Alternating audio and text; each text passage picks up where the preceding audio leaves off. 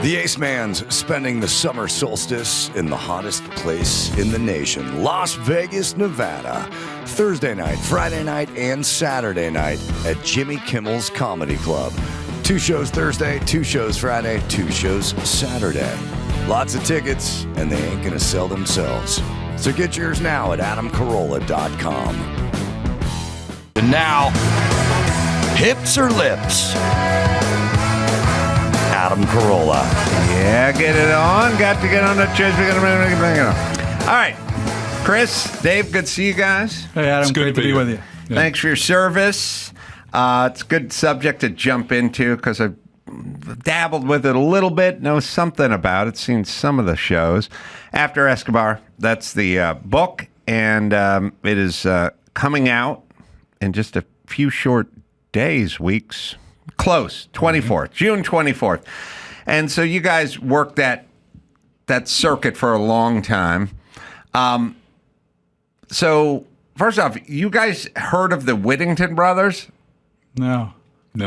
They must have predated you guys. These were crazy drug-running Miami car racer guys the speed guys who, on the American side, who brought it in airplanes and all that kind of stuff to fund their racing habit. But that was probably late 70s, early 80s. Yeah. So you guys got there. What year did you guys get to the... In 1988. 1988. And Chris, when did you get there? Same, 1988. Oh, you got there at the same time? Yep. Oh, okay. Because so someone's been in for 33 and someone's been in for 27. Yeah. So someone retired a little earlier. Yeah, 27, 33. Right. So... Okay, first let's just talk about sort of modern times. Everyone's pissed off about ICE and they don't like the raids, and you know, Trump wants to label the cartels as terrorists and put an end to this, and fentanyl, and the border's open. Where do we come down on all that stuff? Well, I think now that you've seen that the border is much more secure, you've seen a decrease in the amount of fentanyl coming across the border into the U.S., and you've also seen the amount of deaths decrease as a result of that. So I think it's definitely making an impact. And then when it comes to Biden and Mayorkas and folks of that ilk, are they sort of bad at their job, or do they want the border open? Because I can never really figure out, like, you're doing everything you can do to keep the border open, essentially. But is that because you want the border open, or are you just completely misguided? Or does Mayorkas isn't even talking to Biden and has no idea, and it's being run by somebody else? Like, what do you think? What happened in the last 4 years that they sort of undid everything that was done? I think just by their actions, they wanted the people come in. Yes. And, maybe they're looking at future voters. I mean, who knows? But when you had that massive amount of people coming in at one time, it's just going to destroy your infrastructure. And how much does a cartel look at a Biden versus a Trump and think, in a way, like you're going to a military academy and you got one guy's going to be the commandant, he's just super hard ass, and then the other one's Kamala Harris. And I would imagine if you went to the military academy, you'd be hoping that Kamala Harris got to be the next commandant, because it'd be a little easier for you around there versus, lights out, discipline, so on and so forth. I imagine the cartel looks at it that way. Of course. They're always looking for the path of least resistance. So they know that if the border's unsecure and it's wide open, they can make a lot more money. Remember, these cartels are involved in drug trafficking, human trafficking, money laundering, gun smuggling, anything that they can. So if it's open and it's easier for them, they're going to make more money. So it's obvious to them who they want to see in power. Do they get involved with trying to affect elections? I don't think so. Not here, not in the U.S. In Mexico, for sure, they're involved in getting their candidate and backing who they want to be in power. But I don't believe here in the U.S. Dave made a noise. But I wouldn't be surprised at the same time if they funneled some money into the campaign, someone. Because it's pretty consequential to their business, right? Exactly. I mean, a closed border means... Yeah, they're losing a lot of money. Yeah, they lose a lot of money, but they're very fluid, right? They just like the second you decriminalize pot, they move on to something else, where they're formerly 50 years of pot, now no more, or not the business it was. I mean, I think if we outlawed gummy bears in California, they would switch to gummy bears, right? Exactly. They'll just they're really just money-making organizations. They're not really drugs or guns or, I think we think of them as like narco terrorists or something, but I think it's just the easiest way to make money, but they'll shift to people. And they'll shift to anything, guns. They'll shift to anything that makes money. Is that correct? Absolutely. Anything that they can to make money. And if you look at amount of money, there's been estimates like $50 billion going into the Mexican economy just from the illegal activities of, smuggling individuals, narcotics. $50 billion into your economy. That's a lot. That's a lot. What is there right now, or at least when you guys were on the beat, is it drugs, then human trafficking, or is human trafficking catching up to drug smuggling? Well, when we were on, it's drugs. That's drugs and drugs. But now you see more human trafficking because they're probably making more money doing human trafficking. Right. But when we were on, it was strictly, the drug was cocaine and heroin. But now you see more of the synthetic drugs that the Mexican cartels are pushing in. Why synthetic drugs? Because it's cheaper and they get more of a profit from it. For example, if they want to have heroin for the poppy fields in Mexico, you got to have a large land mass. You got to pay people to protect it. You got to pay people to harvest it. But if you just have synthetic drugs, you can have a warehouse, bring in some chemicals from China, and you can produce, enormous amounts. Super easy. Yeah, so China isn't making the stuff, but they're making them able to make the stuff, right? Absolutely. A lot of the precursor chemicals that they use to make fentanyl and other drugs are coming from China. Mm-hmm. And it's not even that. China's getting in the old days when we were on, you see money laundering. Oh, that's a Colombian cartel that's doing that money laundering. Now you see the Chinese getting into the money laundering with the Mexicans, not the Colombians. What's the number one way they launder? Well, there's different ways, but say, for instance, you have a Mexican cartel and you want $300,000 worth of chemicals. So the Mexicans will have a representative in the States hand over $300,000 to a Chinese who may be a student at a college. And that person, in turn, will give it to his contact. So now they have $300,000, the Chinese. What are they going to do? Well, they may buy property. They may buy farmland. And look at all the farmland the Chinese are purchasing now. It's enormous. Are we just going to have to sort of untangle this whole thing?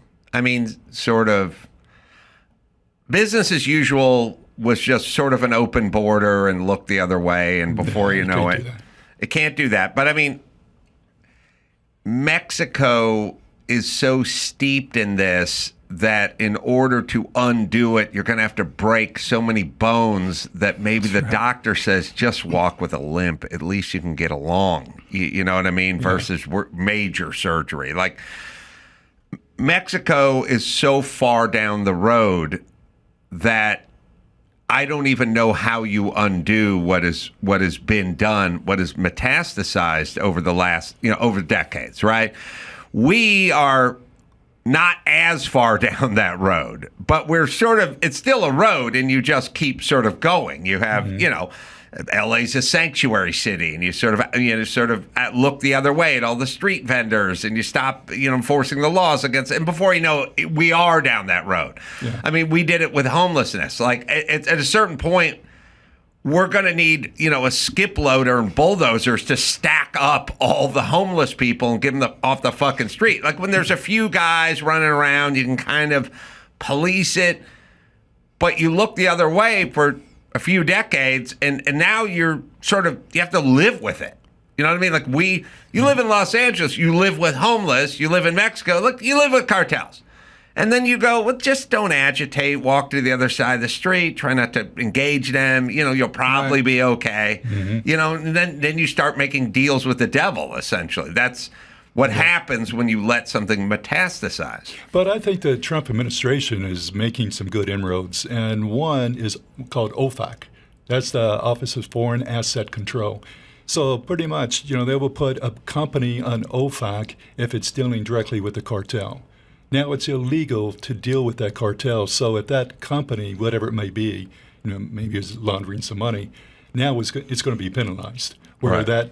Where that company cannot do any negotiations in the United States. Any business. And that's been in effect for quite some time, and it's been very successful trying to target these drug trafficking organizations. What was the number one way they moved drugs when you guys were on the beat, when they're trying to get it across the board? I mean, you hear about the semi-submersibles, and you hear about stuff welded into fenders and trucks. It's everything. I mean, the Cali Cartel, which the book's about, their specialty was putting in containerized ships. And because you can take tons and tons in a containerized ship, and it would be hidden in, say, wood pallets, frozen broccoli, or anything like that. But no, you can bring it in through, there's airplanes that will fly in and just drop it off in the Everglades. Like, one of the heydays was, I would say, from 1978 to 1982, when Carlos Leader had Norman's Cay. They just used that as a transshipment point to go into South Florida, into inundated South Florida. And that's the thing, and you see, just like we were talking about earlier, is that how these drug trafficking cartels evolve. In the 70s and 80s, it was that Caribbean corridor, like Dave said, coming up through the Caribbean and Norman's Cay. Then they were able to shift into Mexico, bringing the drugs into Mexico on these massive 727s and Caravel aircraft, and then turning it over to the Mexican organization so that they can transport it overland into the U.S. Then they went into Europe, too. So they're always looking for new markets to make money, and they've evolved over time. Adam, and this is interesting, too. In 1989, there was a warehouse just outside of L.A. DEA got some information, got a search warrant, went inside, and they seized about 21 tons. That's 21 tons. Now, that is 1989, when majority of the dope was still being, shipped through the Caribbean corridor. But through the records they found in that warehouse, they saw where within the past 3 months, there was like 77 tons that was brought in. And that was actually the Cali Cartel and the Medellin Cartel's dope in one location. And the cartels, do they sort of try to coexist for the sake of not, creating wars with one another? They did. Early on, the Cali and Medellin cartels used to work together in Colombia. But as you know, when you get the two biggest kids on the block, you can only coexist for a certain amount of time before there's a rivalry and there's a problem and there's fights. So they did coexist amicably until about 1988. And then, of course, the brutal war between the Cali and Medellin cartel started, which lasted 6 years. But early on they worked together. The Medellin cartel took Miami, the Cali cartel took New York, and the rest of the U.S. was what they called up for grabs. Mm-hmm. So they operated freely and together in all of those other locations, but those two cities were exclusive to each cartel. And I'm trying to think, on a deeper, more psychological level, you have to have, in order to have a cartel, you kind of have to have a government and a society, an environment that's sort of hospitable to it, because it'd be hard to launch out here. You just have a difficult time forming a cartel here because the government wouldn't really put up with it. Correct. And just the same as I'd say, you'd have, they always talk about, how racist this country was, but we couldn't elect a Klansman because we wouldn't put up with it. We wouldn't put up with ethnic cleansing. We wouldn't, things our society wouldn't put up with. And I don't think England would put up with it, and I don't think Sweden would put up with it from a governmental standpoint. You couldn't really take it off. But there's something different about the mentality of these places, Central, South America. What is different about their mentality? Well, it's funny you said that, because during the Medellin cartel, you had Pablo Escobar and others that was putting bombs, throughout Bogota and throughout the whole country. Like in 1989, he shot, they placed an explosive device in a jetliner. Yeah, it blew up a commercial airline with like 130 people on it or something. And they blew up government buildings. So at that time, when Medellin was losing its power, and of course the Cali cartel was up on the rise, I think and this was actually told to me at one time. They said, what? We don't want Medellin, but Cali cartel, they don't put bombs everywhere. They're more like businessmen. They actually put in 40% of the new construction in Cali is from these guys. So it's kind of like their thought was that if there is a demand for this stuff in the United States, there's going to be some type of drug cartel that's going to provide it. And why not the Cali cartel? Because, again, they're not putting bombs and shooting down airliners or anything like that. And the other thing, too, is that you see one of the reasons why you don't have these massive cartels in the U.S. is what do these cartels need to function and to survive? Corruption, right? These cartels cannot exist without corruption. And I think you see that. We outline it very well in the book. There was extensive systemic corruption within Colombia, and we also know there's corruption in Mexico. But in the U.S., we don't have that level of corruption, and it's impossible for a cartel of that size to exist here in the U.S. Now, you have gangs and stuff like that, but these massive cartels, they don't exist in the U.S. like that. Yeah, you need a society, a mentality, a culture or something. It's like certain cultures haggle. We don't haggle.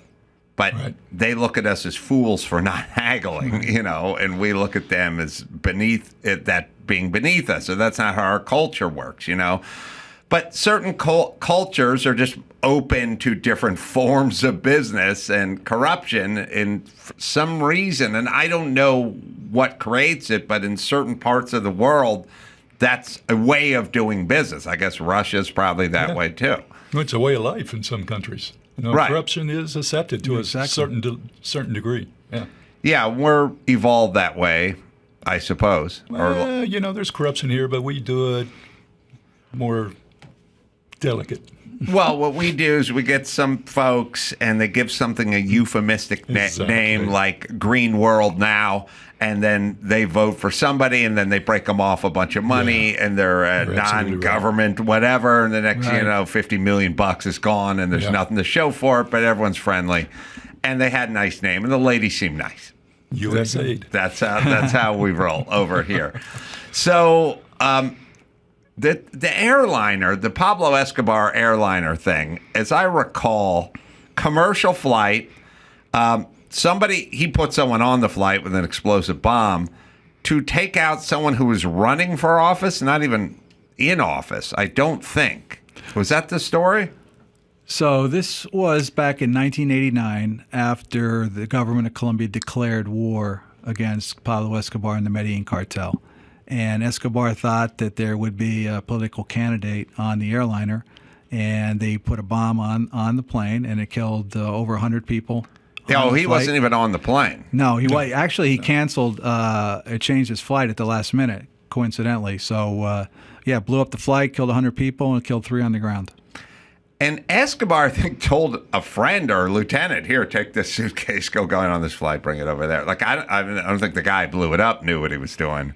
No, I don't think so. I think he was told he was sitting next to an individual and he had a recording device. Press this because we want to get overhears of his conversation recorded.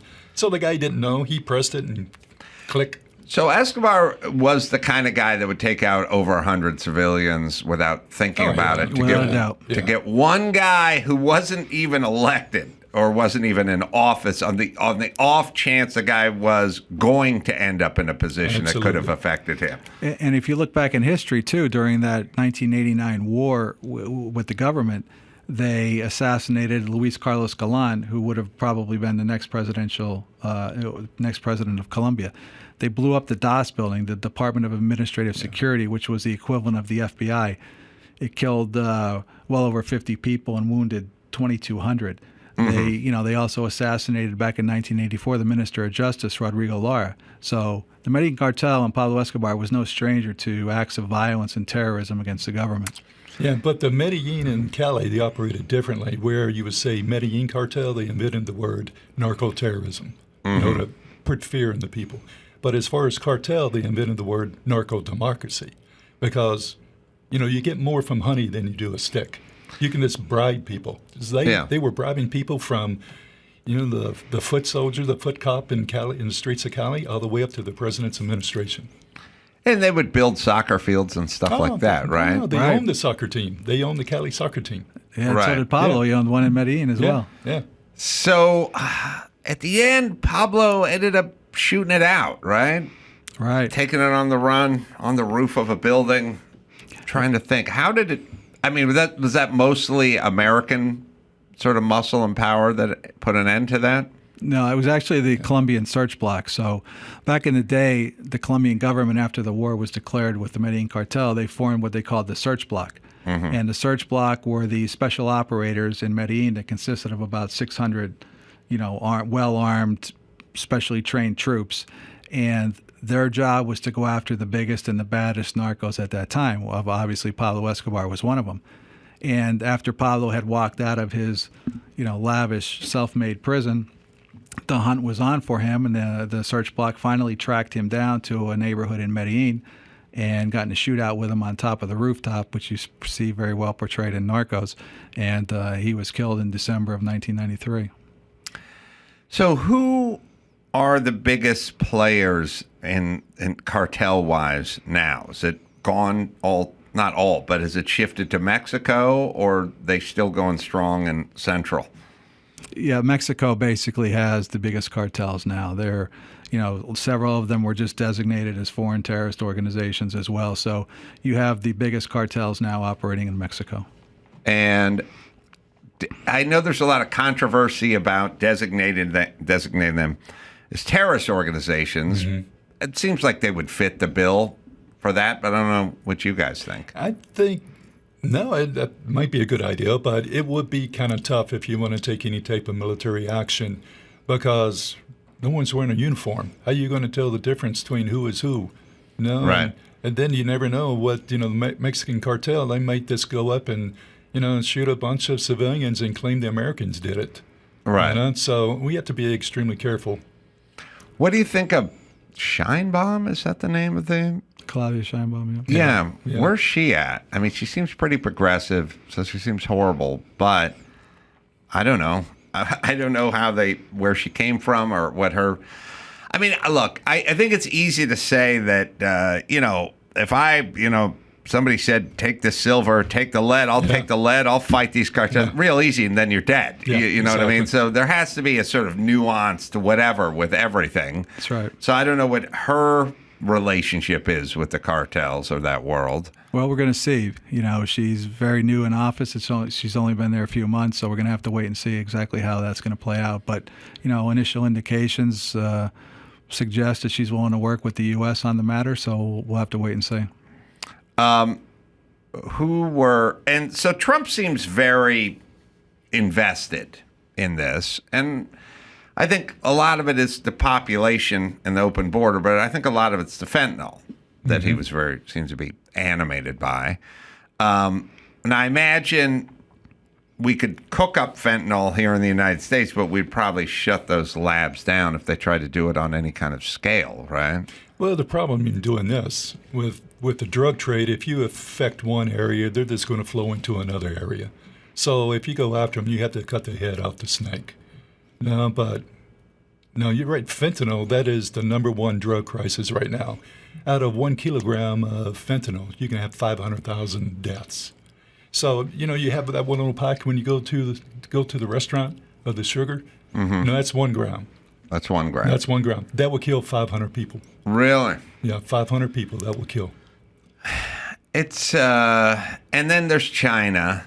And then what do we do with China? Because China's bringing the parts over, and then they just assemble them in Mexico, right? And now we get fentanyl, and then they bring it across. So you can stiff up the border, but there's also China. What do you do with them? And what they would do, they'll send it to a third country. So everybody's looking for everything coming directly from China. Well, they may send it to another country, and then that country would send it in. So you have to be vigilant at all times. So it's tough. And human trafficking. So you could make money through human trafficking by just saying, $5,000, I'll get you across the border, pay me, and then go do what you want.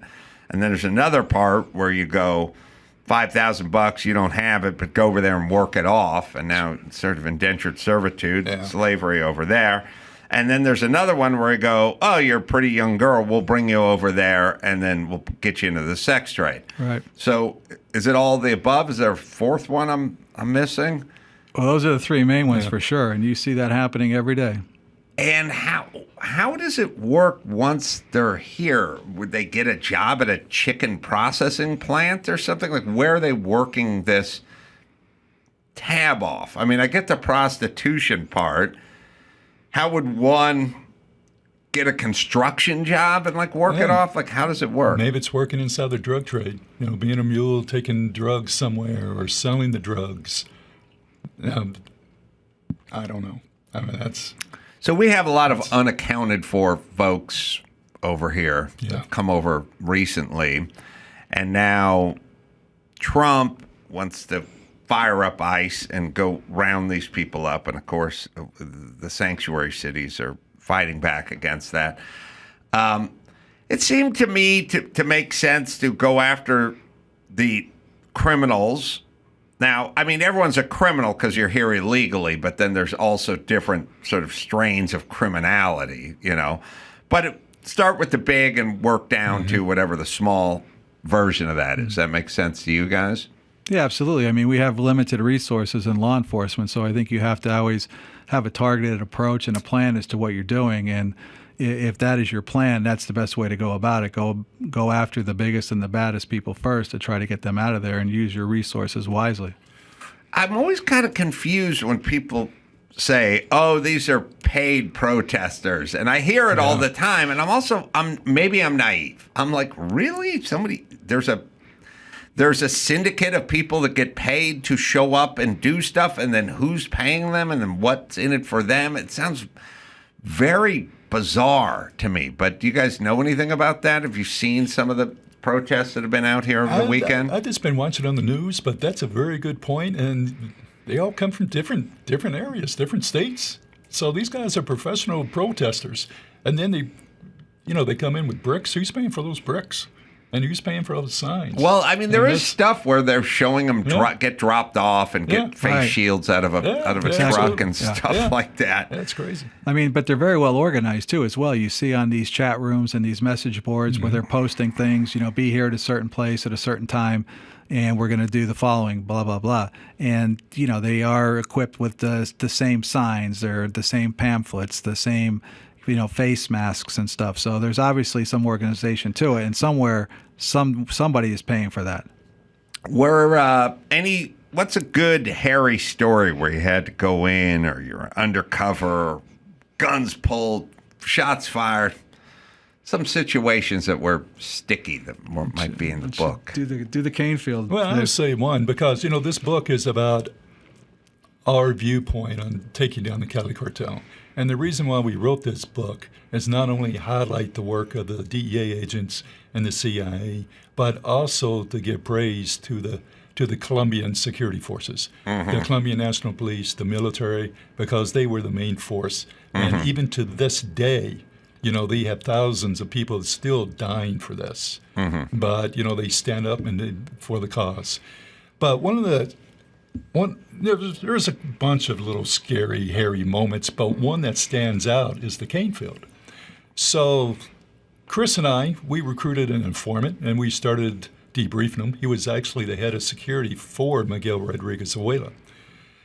And we made arrangements. We met him before in a Canefield, and this Canefield was away from Cali, a good 45 minutes. So we said, let's meet again. Sugar cane field. So we met again, and the purpose of this meet was for him to give us the photographs and the targeting of the location where Miguel may be. So when we met on the outskirts, and then we saw a bunch of taxicab drivers just driving around. Then we saw a bunch of police cars with their lights on. So we said, you know what, let's get a little deeper in the cane field here where they can't see us. So we did. So we're talking about, the raid that we want to do. Hey, where is the building? How many people? Where is Miguel's security? And he always had a building that had a mountain on the side, so he thought no one can come through that side. But all of a sudden we look, and there's a van, a Colombian National Police van, that pulls up. And, what's running in our mind is Kiki Camarena, how, Kiki Camarena was kidnapped at one time and tortured. And you don't know, he might be a rogue cop. Or the other concern is security of our source, of our confidential informant. Because if he is taken in, he's going to be killed. I mean, we may not be killed. We might be beat up a little. Who knows? But he will be killed. Well, you won't be killed because they recognize you as Americans Yes, and they know yes. that it's going to kind of Yeah. stir up trouble. But what we were doing, though, we couldn't reveal the fact that we were DEA agents because our source would have been killed immediately. So Right. we had to go through this whole process of we worked at SIAT, we were German scientists, we were trying to, work on poverty and crop, alternative crop development. And like Dave said, the main thing going through our mind is the cops got out, they pointed Uzis at us, they wanted to know what we were doing there, and we couldn't reveal the fact that we were DEA agents, and we thought we were going to get grabbed, kidnapped, or tortured, whatever. And it was a pretty hairy moment, but we were able to, not to give away part of the book, but we were able to work our way out of that. Yeah, so at one point what we did, I had like a fanny pack for my gun and everything else, IDs. I threw that in the cane field. Chris threw his in the cane field. So the first thing they do, they separate us. So they had Chris on one side, me and the source on the other side. That why are you here? What are you doing? So I had some operational money that I gave to the source. I said, go ahead and pay him off. And he tried to pay him off, and he wouldn't take the money. I'm thinking, holy shit. Man, we had the only Two honest cops in all Colombia we found. So he kept on saying, well, I'm going to take you guys to the police station. So at that point, we know you're not going to take us to the police station. So, I mean, everything is running through our mind. Are we going to have to commandeer these guys? Well, he's not taking the money. So what is that? Well, if he's not taking the money, then wouldn't he take you to the police station if he's honest? Well, So we said, hey, and all of a sudden, that came from our source. He goes, somos homosexuales. We're homosexuals. And I'm going, holy shit. So I'm looking around, and the cops kind of look at us. Their eyes get big, and they walk over to me and the source. They look at us up and down, and they kind of shake their head. Then they walk over to Chris. Chris had longer hair. Look at him up and down, and they go, like in agreement. So at that point, they came over and said, hey, give us the money, and you guys leave.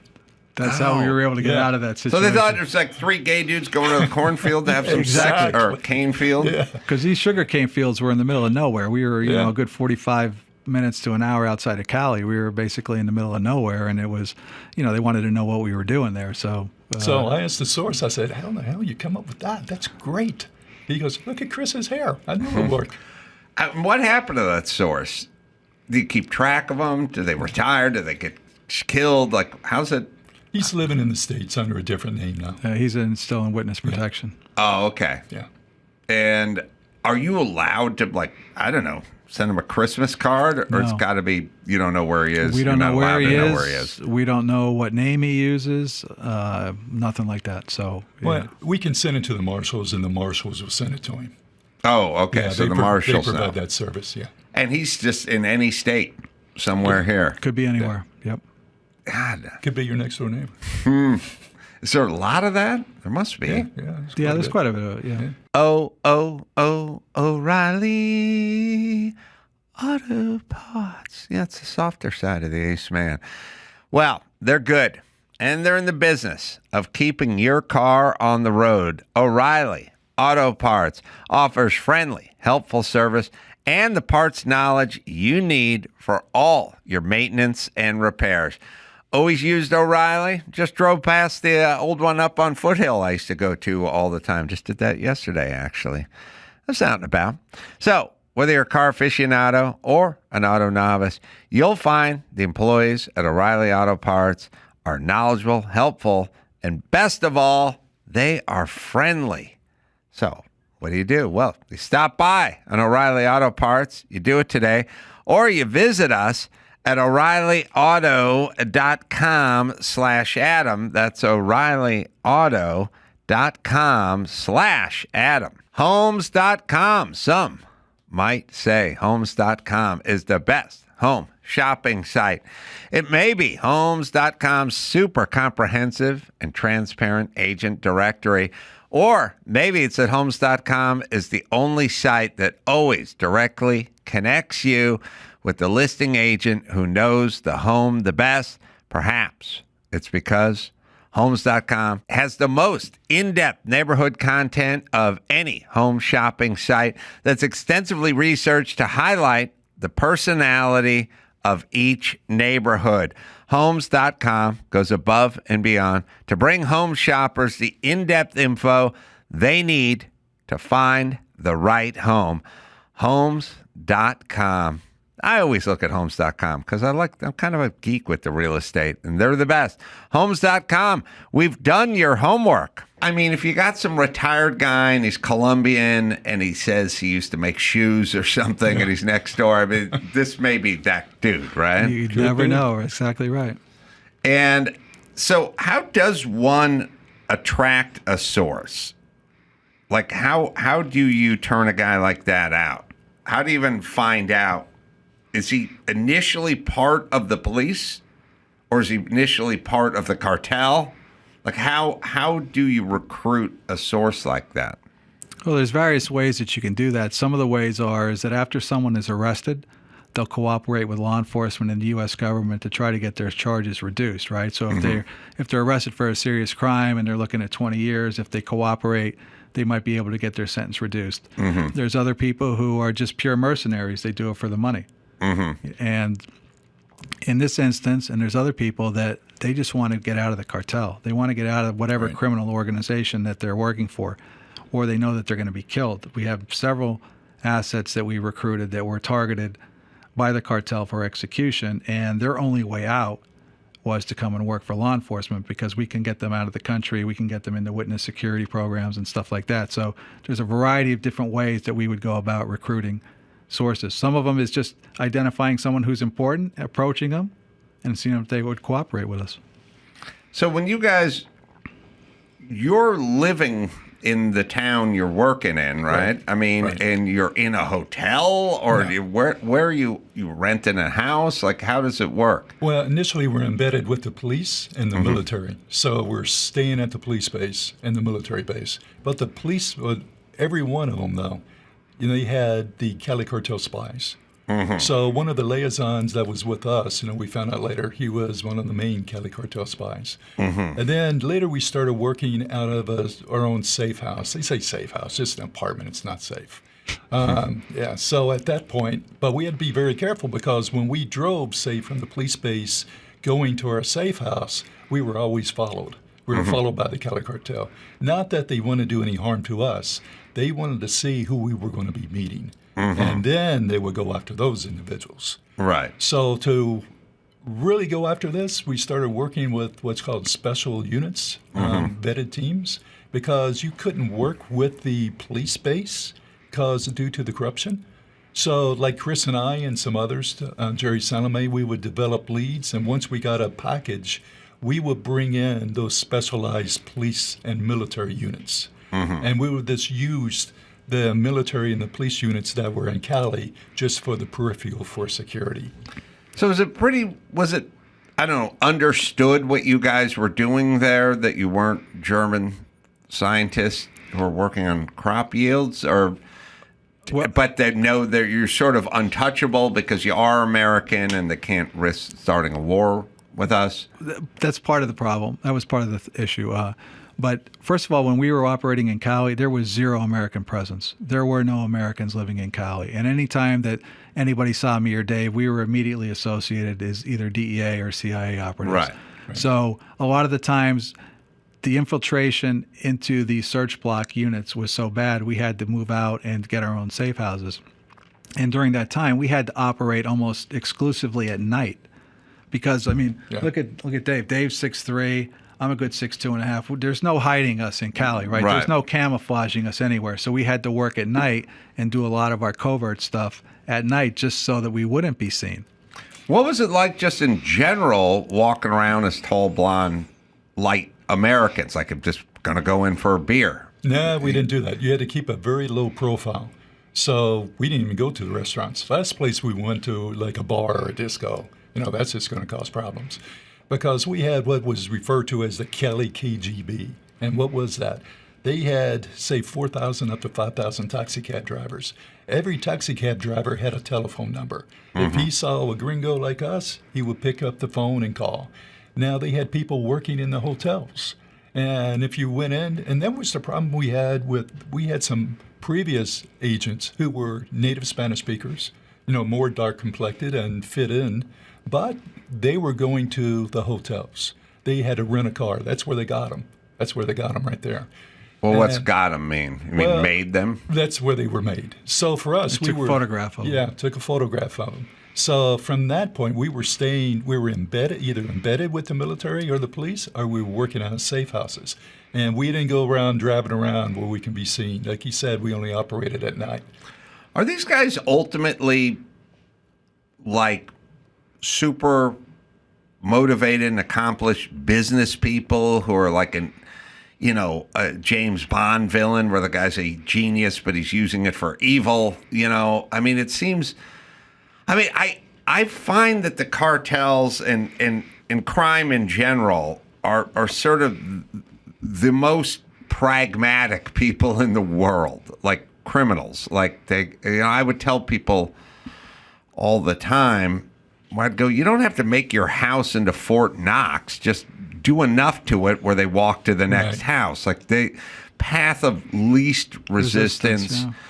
Yeah. Years ago when I had a pickup truck and I lived out here and the only good thing I owned was a Sony digital stereo in it, I just spray painted it brown and everybody made fun of me. And then I told everyone, they go, why'd you paint your stereo brown? I said, I don't want it stolen. And then they would go, why? How's that going to stop it? I go, no, it's not going to stop it. That guy's got to sell it. That guy's not putting it in his truck. He sells it. He's got to sell it now for drugs, right now. And you can't sell a Sony digital stereo that's painted brown. You won't get anything for it. So I just made my stereo a little less attractive. Right. And the person looked in, saw it, and went to the next truck. I got my truck stolen 2 times. They left the stereo. Back when all they did was steal stereos. That's all they did in L.A. in the 80s is steal your stereo. Right. I got my truck stolen 2 times. I put a fuel cutoff switch in it, so I found it up the street each time. But they left the stereo because I desecrated it. But they went somewhere that was a little easier, and that's how they do it. Right. So I feel like these guys are like just like water flowing down a hill. They'll just take any direction. Yeah, if you look at the Cali cartel, which the book is about, they were worldwide. I mean, they had tentacles going into, Russia, Europe, South Africa, Asia. So, I mean, besides, of course, United States, every major city they're involved in. So if you look at the amount of people that was employed by the Cali cartel, it was one of the most sophisticated drug organizations that has ever been in existence. Where are they that we never think about? So, when you live in the United States, you're a little centric to the United States. You just, somebody goes, this band is the biggest band in, Central America. So I'm like, I never heard of them. Who cares? You know what I mean? We just don't care. I don't care if you're selling out soccer stadiums somewhere else. You got to come here and do it. And, some of it is earned, but some of it's like, we're about the United States. So then we think about drugs and cartels and how it affects us. But who are some of the other countries and nations where they have a real presence and they got to deal with it? Now, I would guess that you take Southern California, Los Angeles, the border town, it's half Hispanic. So no one's going to stand out like you guys stand out when you go out, right?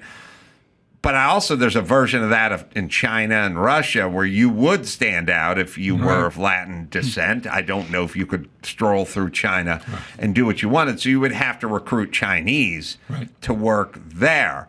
But what are some of, is America number one in terms of drugs and cartels and being impacted by them, human trafficking, whatever? But then who's number 2? Is Canada number 2? Well, now I would say Europe. Because, drugs in Europe now are more expensive than they are in the United States. So I would definitely say Europe. But to get back to your point, too, they're always looking for, and the path of least resistance was a perfect analogy, where there were some of the routes that they would use into West Africa, right? The Ivory Coast, Guinea-Bissau, some of these areas where you would never in your wildest dreams think that you would have Colombian cocaine drug trafficking cells. but they would go there because of these new and emerging markets, and they knew that there was no presence there, and a lot of the security forces were easily corruptible. So at this point in time, you see these drug trafficking cells in just about every country throughout the world. And are they here? We're fairly tolerant of crime, more so than I would say China or Russia, where they might just kill you, right? So do they sort of have to pussyfoot a little bit in places where they know, like here, we just had this whole thing with this Maryland dad who, was drugs or doing trafficking, but half our politicians came out in defense of him. I mean, politically here, we'll fight for you, no matter what you do or what cartel you're with. We have at least half the country's going to be on your side. China, I don't think they're going to tolerate you over there, No, right? There's several countries like that. Singapore as well. Right. They're not going to tolerate that. I mean, you'll be executed. A lot of the Muslim countries in the Middle East as well. Right. You're arrested, drug trafficking over there, you're executed, and you have a trial and you're executed immediately. So there's a lot of countries why they stay away from and why they don't have that drug problem. Yeah, I mean, more path of least resistance stuff. Right. I don't get why we don't really understand that, but you go to Singapore, you get caught, you get executed, and before you know it, people stop trying to set up shop in Singapore. That's right. And what do these cartels want? They want money, so they're going to go where the demand is. Right. And where's the demand right now? It's in the United States. United States more, and Europe more so, but United States bigger. Correct. Right. Is it, and why more so? Why do you think more so the United States and Europe than Middle East or Russia or the aforementioned Singapore? Well, I think one of the things that makes the United States different is because of big pharma. I mean, everything, if you look, turn on the TV, if you have a backache, take a pill. If you have a knee ache, take a pill. We are so used to just taking a pill, just to cure whatever you have. Where the Mexican cartels are taking advantage of that. And they are making fake pills through fentanyl. Oh, I see. And when they take these pills, if it has more than a certain amount, of 2 milligrams, they're dying. So where in the old days, say in the late 70s or so, in New York, what was the problem? It was heroin. So the heroin had a really negative stigma to it.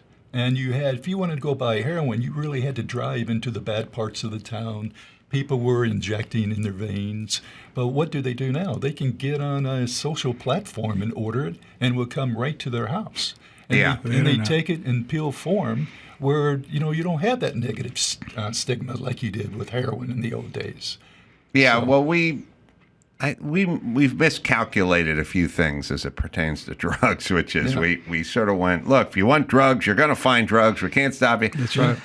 I don't know. I think we all have had the experience of really, let's say, craving of food, where you just go, man, I'm trying to think of where I was the other day, but I want an In-N-Out burger, and then someone goes, it's closed, and you go, all right, I'm going to bed. You can be talking. I don't get my car and drive to Nevada to get an In-N-Out burger. It's the one in Glendale's closed, and I'm sorry, I'm not doing it. You can be dissuaded if things are just a little bit difficult, and I think in general that's kind of people's wiring. Now there's the hardcore person that is going to get in their car and drive to Nevada to get a hamburger. That's right. But that's a small percentage.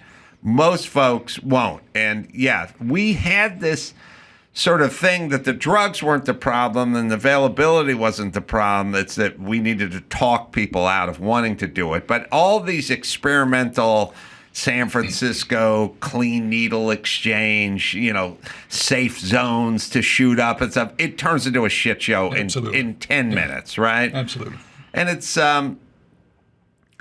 we have a picture of our culture. I think the left does that's not our culture, which is, I'd always say, we think we're going to take that plastic pumpkin on Halloween and we're going to say, we're out of town, but just limit yourself to one Snickers bar, kids. Right. And the first kid comes in and just dumps Empties it the right in the bucket. sack. And second kid sees it's empty and kicks it through the window, and they leave. That's who we are. I wish we were the take the one Snicker bar. And if we were, then this stuff would work. Yeah. But we're not, so we need DEA agents and cops and ICE and enforce. There's got to be consequences for your actions. Yeah.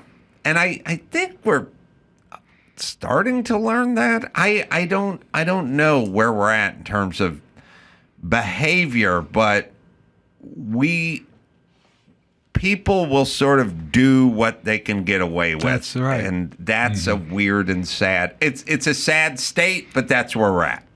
So with that in mind, we need a presence and enforcement. It's just like little kids. They're going to push the envelope and see what they can get away with, and the more they get away with, the more they're going to try to do. So if there's no consequences, they're going to keep going.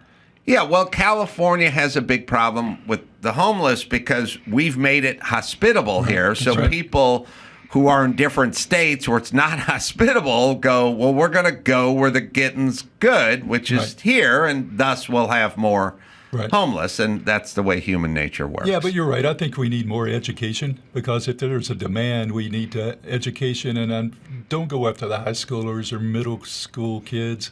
Go after the kids that are in the second and third grade, because they're being exposed. Let's go after the youngest of these kids, and let's try to teach them. You bring up an interesting point, maybe a little inadvertently, with the pills and the pharmaceuticals, which is, yes, they are making knockoff pharmaceuticals, but also it's a mentality of pharmaceutical mentality. So you guys, just for a fun experiment, just turn on daytime TV. Just watch The View. It may be painful, but watch The View. Painful. And then when they go to the commercial break, pharma, right in. Next thing, pharma, right in. And then switch all over to Mike and Kelly in the morning or whatever and watch it. Pharma.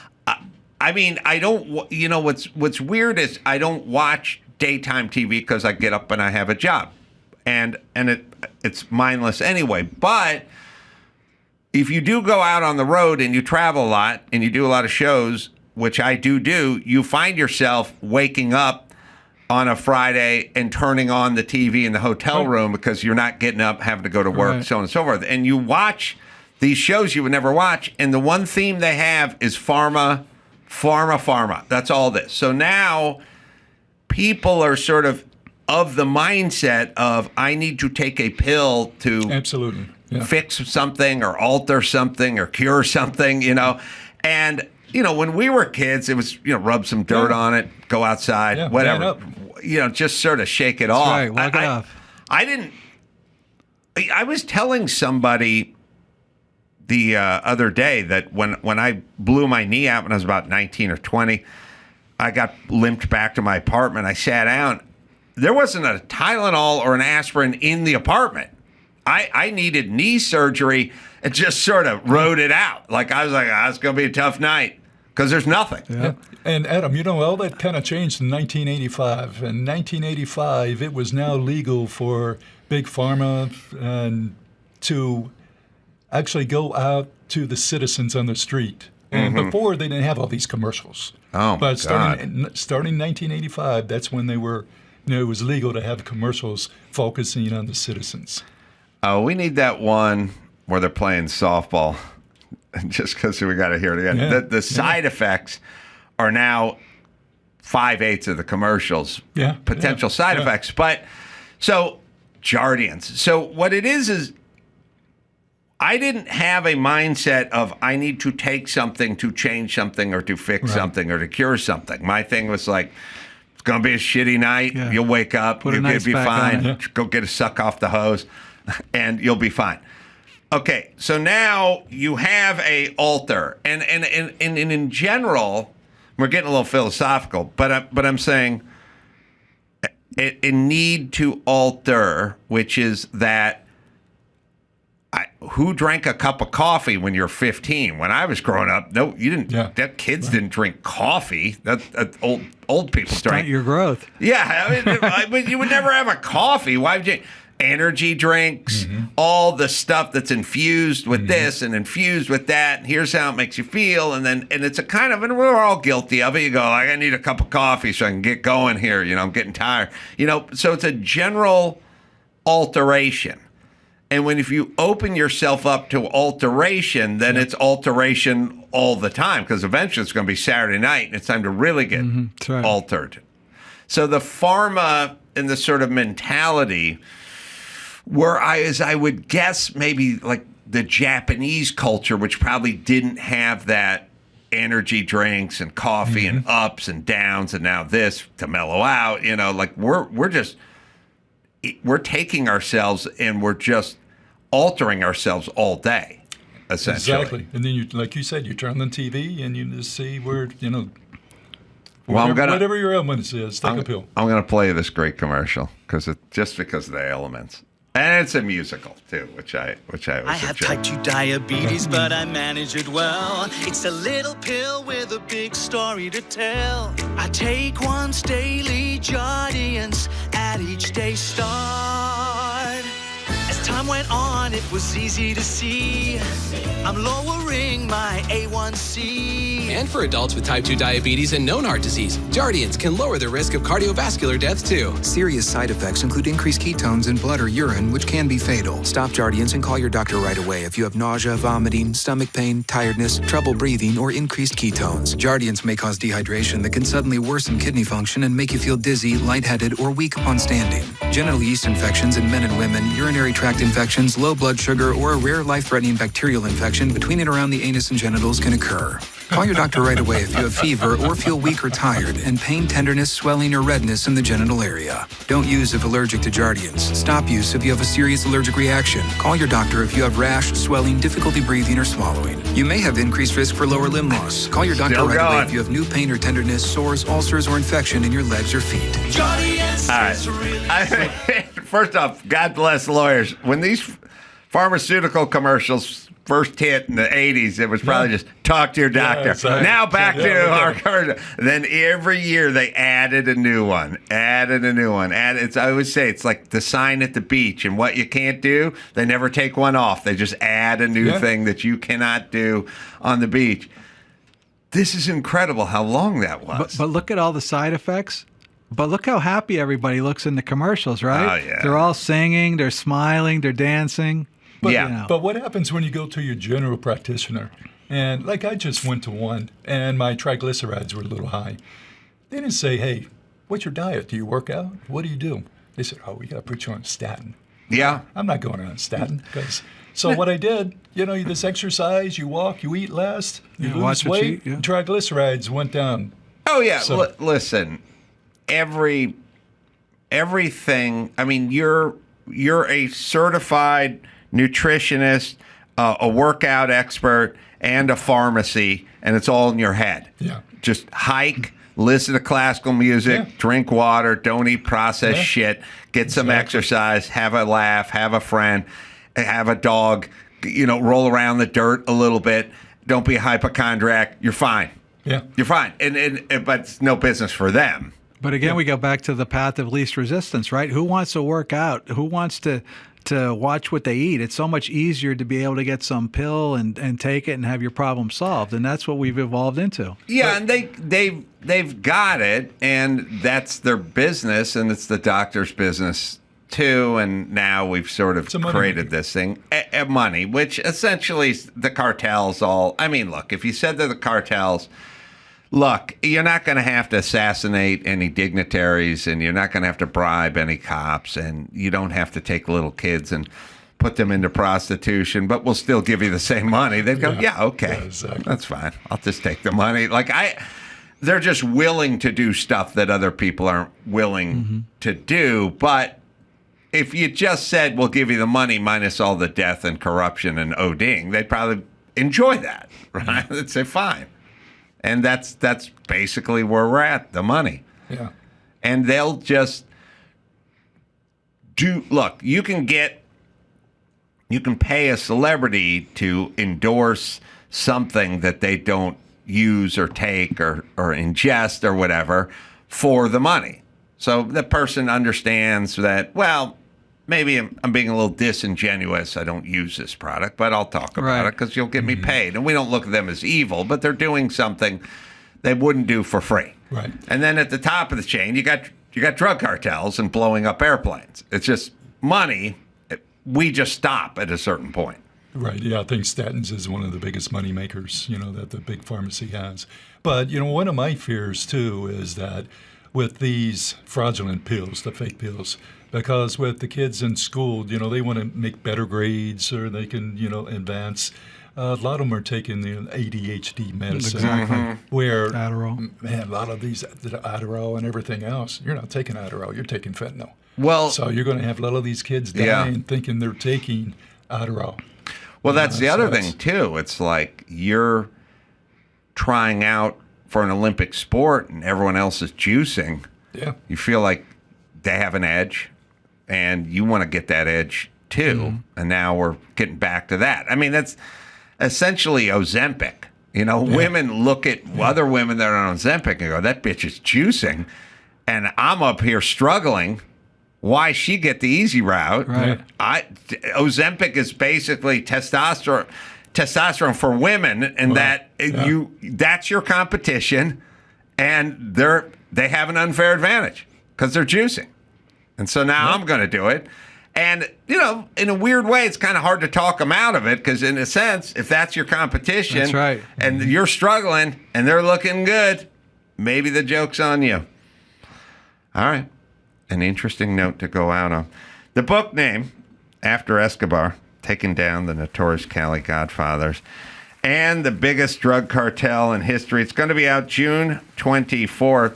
Thanks for coming in, guys. Thanks for the book and the we swag. would also like to have a shout out to one of our corroborators on this, Jessica Balboni. Please. So, she helped us write the book and fine tune it. So, it reads just like a crime novel. So it's a very good read. But it's all true. It's all true. Every bit's true. Every bit's true. All right, guys. Thanks for the time. We'll take a quick thank you, break. sir. Thank you. And we'll bring in Rudy. We'll do some news right after this. Rosetta Stone. Summer's here. And maybe you're traveling. Maybe you're just sitting by the pool. Either way, why not use that downtime to actually learn something useful, like a new language? Rosetta Stone makes it easy. Imagine going on vacation and actually being able to order food without pointing at the menu like a caveman. That's the way the cave people used to order food. That's called progress, folks. Rosetta Stone is so good. Dr. Drew always tells me he speaks very fluent French, good accent and everything else, but his wife, And he got Rosetta Stone for her and tuned her up before they went to France. Worked perfectly, accent and all. Rosetta Stone. Well, it's been the gold standard for 30 years. Millions of people, 25 languages.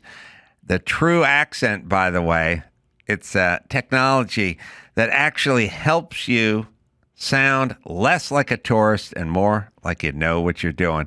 It's all in little bite-sized lessons, fits in your schedule, and you can use it on your phone or desktop, so no excuses. It's Rosetta Stone, right, Dawson? Don't wait. Unlock your language learning potential now. Adam Carolla Show listeners can grab a Rosetta Stone's lifetime membership for 50% off. That's unlimited access to 25 language courses for life. Visit rosettastone.com/Adam to get started and claim your 50% off today. Don't miss out. Go to rosettastone.com/Adam and start learning today. Homes.com. Some might say Homes.com is the best home shopping site. It may be. Homes.com's super comprehensive and transparent agent directory. Or maybe it's that Homes.com is the only site that always directly connects you with the listing agent who knows the home the best. Perhaps it's because Homes.com has the most in-depth neighborhood content of any home shopping site that's extensively researched to highlight the personality of each neighborhood. Homes.com goes above and beyond to bring home shoppers the in-depth info they need to find the right home. Homes.com. I always look at Homes.com because I'm kind of a geek with the real estate, and they're the best. Homes.com. We've done your homework. Here's a memorable moment from the Adam Carolla Show's Ace Awards archives. For the police to come into the school and pick up the kid in the chair and we slam agree. him. That's a too bad much. example. That's the part we agree on. Too much. It's too much. Why are we going back to square one? Much. She's such a problem solver. Who's a better problem solver, her or Gavin Newsom? So we've gotten rid of the predatory check cashing places. That was Gavin's thing. Solved. And then her thing is violence in the inner city in the classroom.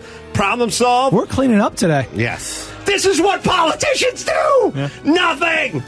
The 2025 Ace Awards, coming this December. Now back to the Adam Carolla Show.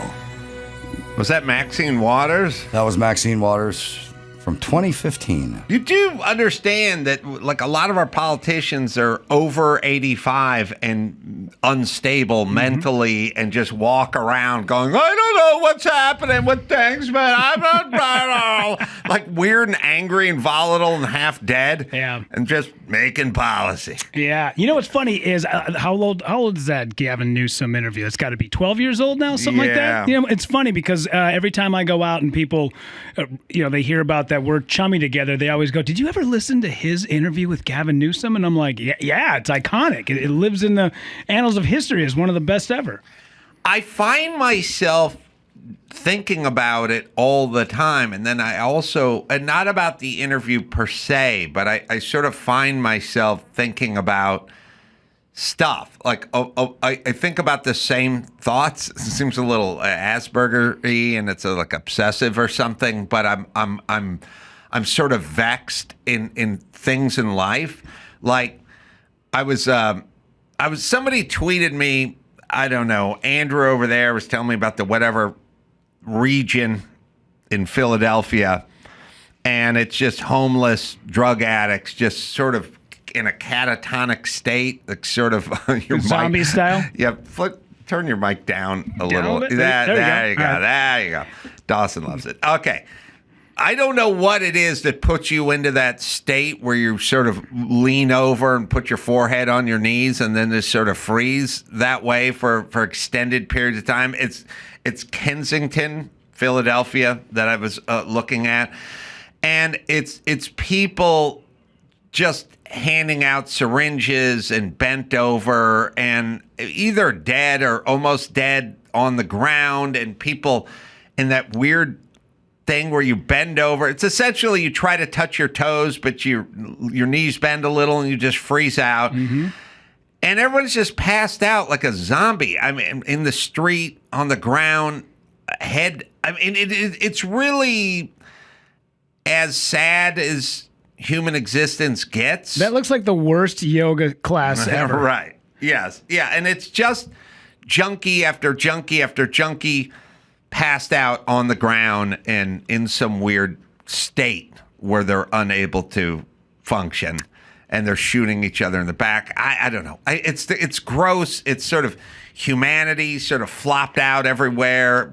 I'm sure women are prostituting themselves, men are prostituting themselves, crime, whatever. And it's just a shit show. It's just an utter, nothing more depressing than this. Okay. And it's all adults. They're all fucked up. They're all bent over, and they're all on drugs. And then I think back on Gavin Newsom explaining to me about the mom with the full-time job and just divorced, and he's trying to explain to me what homelessness was. And I was like, it's drugs. It's drugs. It's just drugs. And he's going, no, but what about the true face, the real face? And I'm like, but that doesn't exist. And then I start thinking about that all the time. Like, I don't know what we're doing. I have no idea. I drive around this town, and there are people in the right lane, and they never use their blinker. So I don't know if they're turning right or not turning right, and cars are going by, and then cars stop going by, and then at some point the signal changes and they turn right. And I'm like, just turn right. You can turn right. You can turn right, everyone. Wake up. You can turn. It's legal. It's safe. It's legal. It's safe. I don't know what you're doing. You could put that on the electronic freeway sign. Just turn right. Yeah. And it would be a huge impact in terms of traffic in this city, and we just do click it or ticket. And people go, well, who cares? And I go, there's all this information. We could do like a full frontal assault on use your blinker and turn right. But we don't. We never even bring it up. And people don't know what the fuck they're doing, and they don't know how to drive. And they just sit there, and they just clog it all up. And I find myself honking at people constantly, like, go. And they're like, huh? Oh, okay. But I don't know. Why don't you know this? It's traffic everywhere. This would help. Get the message out. Put it on the sign. I don't understand why people don't want to help themselves. Just help yourself. Like when it comes to traffic, or the biggest issue I've always had in a corporate setting is people with the coffee pot. Why do you take the empty coffee pot and put it on the goddamn hot burner, and then it leaves that film on the bottom, and then your coffee tastes like shit? Why would you not get rid of the coffee pot? Do something about it. They'll take a mayonnaise jar or mustard container that's bone empty and just go right back into the fridge. And what that does at the workplace is you don't get a new one because people look at the yellow container and they go, all right, we're good with mustard. Yeah. We're lousy with mustard. Yeah, here's what I would argue. People sleepwalk and they don't care, but nobody puts the empty coffee pot back onto the hot warmer at their own house. Never. And nobody blows up a burrito in their own microwave and walks away. Yeah. So we have two different standards here, my friend. Yep. And my argument is the two. I don't mind the part where you're just fucking Blutarski, from Animal House. Look, you want to blow up your microwave and my microwave, fine, but I think you treat your shit differently. Wildly different. Yes, Yeah. I do not like the chasm. No. Also, the other big one, there was our setting at the radio station back in Minneapolis. The radio station. The worst human beings you've ever worked with. Oh, the worst. I literally had to etch into the side of my headphones, my shit don't touch. 3 weeks later, guess who walks into his locker one day? Headphones gone, never to be found again. I hadn't thought about it, but one of the first gifts that Jimmy Kimmel bought me was a set of these Sony headphones. Yeah. Probably like these, right? Those are the best headphones in America. Well, I can't compare them to anything because that's the standard. That's what everyone did. And so I'm at the radio station. I'm at K-Rock, one of the biggest stations in the world. And, jocks there getting paid hundreds of thousands a year and so on. So there's millionaires walking around that place. And he gets me my own, I haven't thought about this story in 30 years. He gets me a set of headphones. Like, now you're in radio, my friend. Like Excalibur sword. He pulled it out and he bequeathed it to me. Come in a leather bag? Yeah, came in a little pouch. And I go, yeah, okay, thanks. He goes, do not leave these around. You take these home with you. You protect these. You guard these. You get an armed escort and walk them out to your car at night. I'm like, why? And he's like, they will be stolen immediately. And I go, what? It's just a bunch of rich white people here. Like, what do they need? They got their own headphones. Why? What do you mean? I can't leave my headphones just open in this cubby hole? No. You take them home. And I was like, what the fuck's wrong with everyone around here that they would steal? Oh, they will steal it. Yeah, absolutely. And the biggest problem you ran into was when the morning show would have celebrity guests in, and they would their guest would bring a guest that was unannounced. Mm-hmm. So then they needed an extra pair of headphones. So then they would go grab your headphones, let whoever it is, the tertiary character on the show, wear those headphones, and then they would just sit there. Nobody would put them back. And then the next show, the afternoon show, would come in and go, whose headphones are these? Oh, they don't need to be here. And then they just take them and they throw them somewhere out in the lobby, and then somebody grabs them. They're never to be heard from again. Radio people, and let's not get started with the radio station fridge and the food, because man, that's when it really kicks in. If you want to see people have no self-control, just wait until that email comes out, the mass email that goes out to every employee of the radio station. Free food in the commissary, and watch everybody on a diet or everybody who's been trying to cut back on the carbs. The second that email comes, we could literally sit by an office that was right next to where the kitchen was, and you could count it down. Second everybody got that email, free food in the commissary, it was like 5, 4, 3. You'd get to 1, and the whole door would open with just nobody's got any self-control in radio for whatever reason. There's something about free food in radio, which is weird, because when you have a job and you're like a roofer, like your family would do, or construction or something, you're really working, and then free food's a big deal. Yeah. But you don't feel entitled to it. But sitting in air conditioning and talking, I don't know, you work up a man-sized hunger, like just bloviating into a microphone. Like, you're not burning a lot of calories, so why do you need all the free grub? But the greatest part about I wish someone had started a coffee table book that just said 90s radio station common fridge notes. Because I'd love pulling up to that fridge and it'd be like, "Dear asshole, I had half a Yoplait lemon custard in here and now it's gone. So to the maniac that took it or ate it or threw it out, you can fuck it right off." Like so freaked out that somebody threw away their half a burrito that was left behind or ate it. There's a lot of eating of other people's food in there. It always made me laugh. I had a great moment. Sometimes you have to be taught the right way, and we had the soda machine that had the little manila envelopes that if you lost your 50 cents to get a can of Diet Coke, you could put your name on it, and then they would put the 50 cents in, tape it back to the vending machine, you get your 50 cents back. I lost 50 cents to the vending machine, and I'm filling it out, and I'll never forget it. The morning show guy, his name was Weasel, because everybody's got to have a weird name like that. He walks in, he goes, "What are you doing?" I said, I'm getting it took my change. And he goes, "What is your time worth? Your time is for 50 cents? You're really going to, Jesus Christ, you make like $50K a year here. What are you talking about, 50 cents? And I went, "Oh yeah, you're right. Never again have I ever, if I lose $2 to a vending machine now, I'm sorry. I guess I've gotten more than my fair share of free shit in this world." Taking financial advice from a guy named Weasel there, buddy.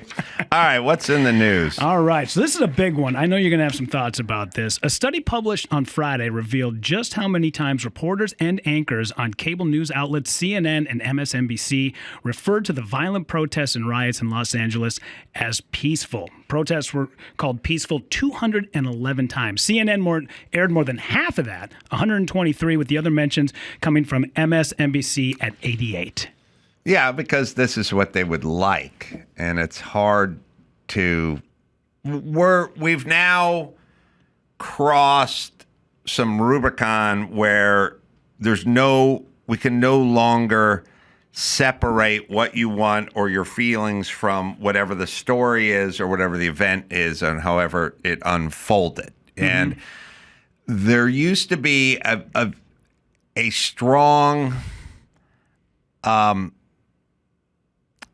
sort of a mandate to do that. Like there was a kind of a thing where you had to keep your own feelings out of certain jobs, because I think that job was, you were an umpire, and, if you're an umpire, every umpire, I mean, let's put it to you this way.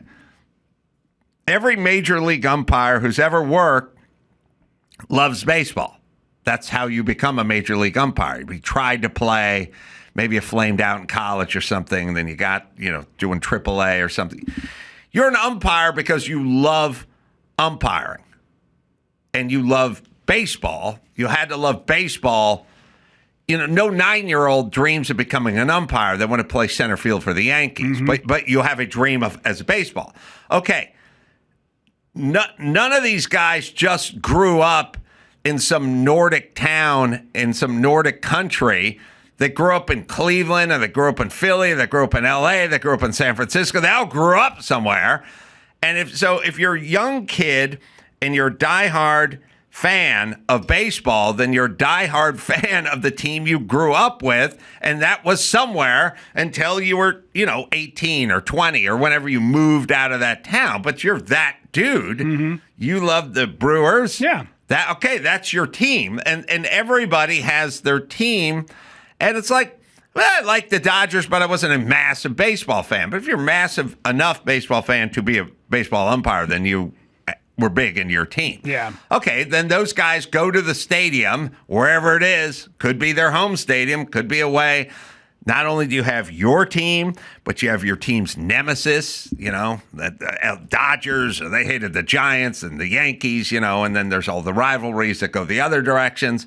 Fine. So that 9-year-old boy is now standing behind the plate at age 55, and his team may be at bat, or on the mound, or it could be the ninth inning, or it could be a crucial game, or the World Series. He does not show up to the stadium in his team's jersey. He'd immediately be reprimanded and thrown out of baseball. He can't do it, and he could make no allusions to any of it. Yeah. He can't even do anything. He can't even put on that cap. Can't, in the middle of a pitch, do the tomahawk chop? None of that?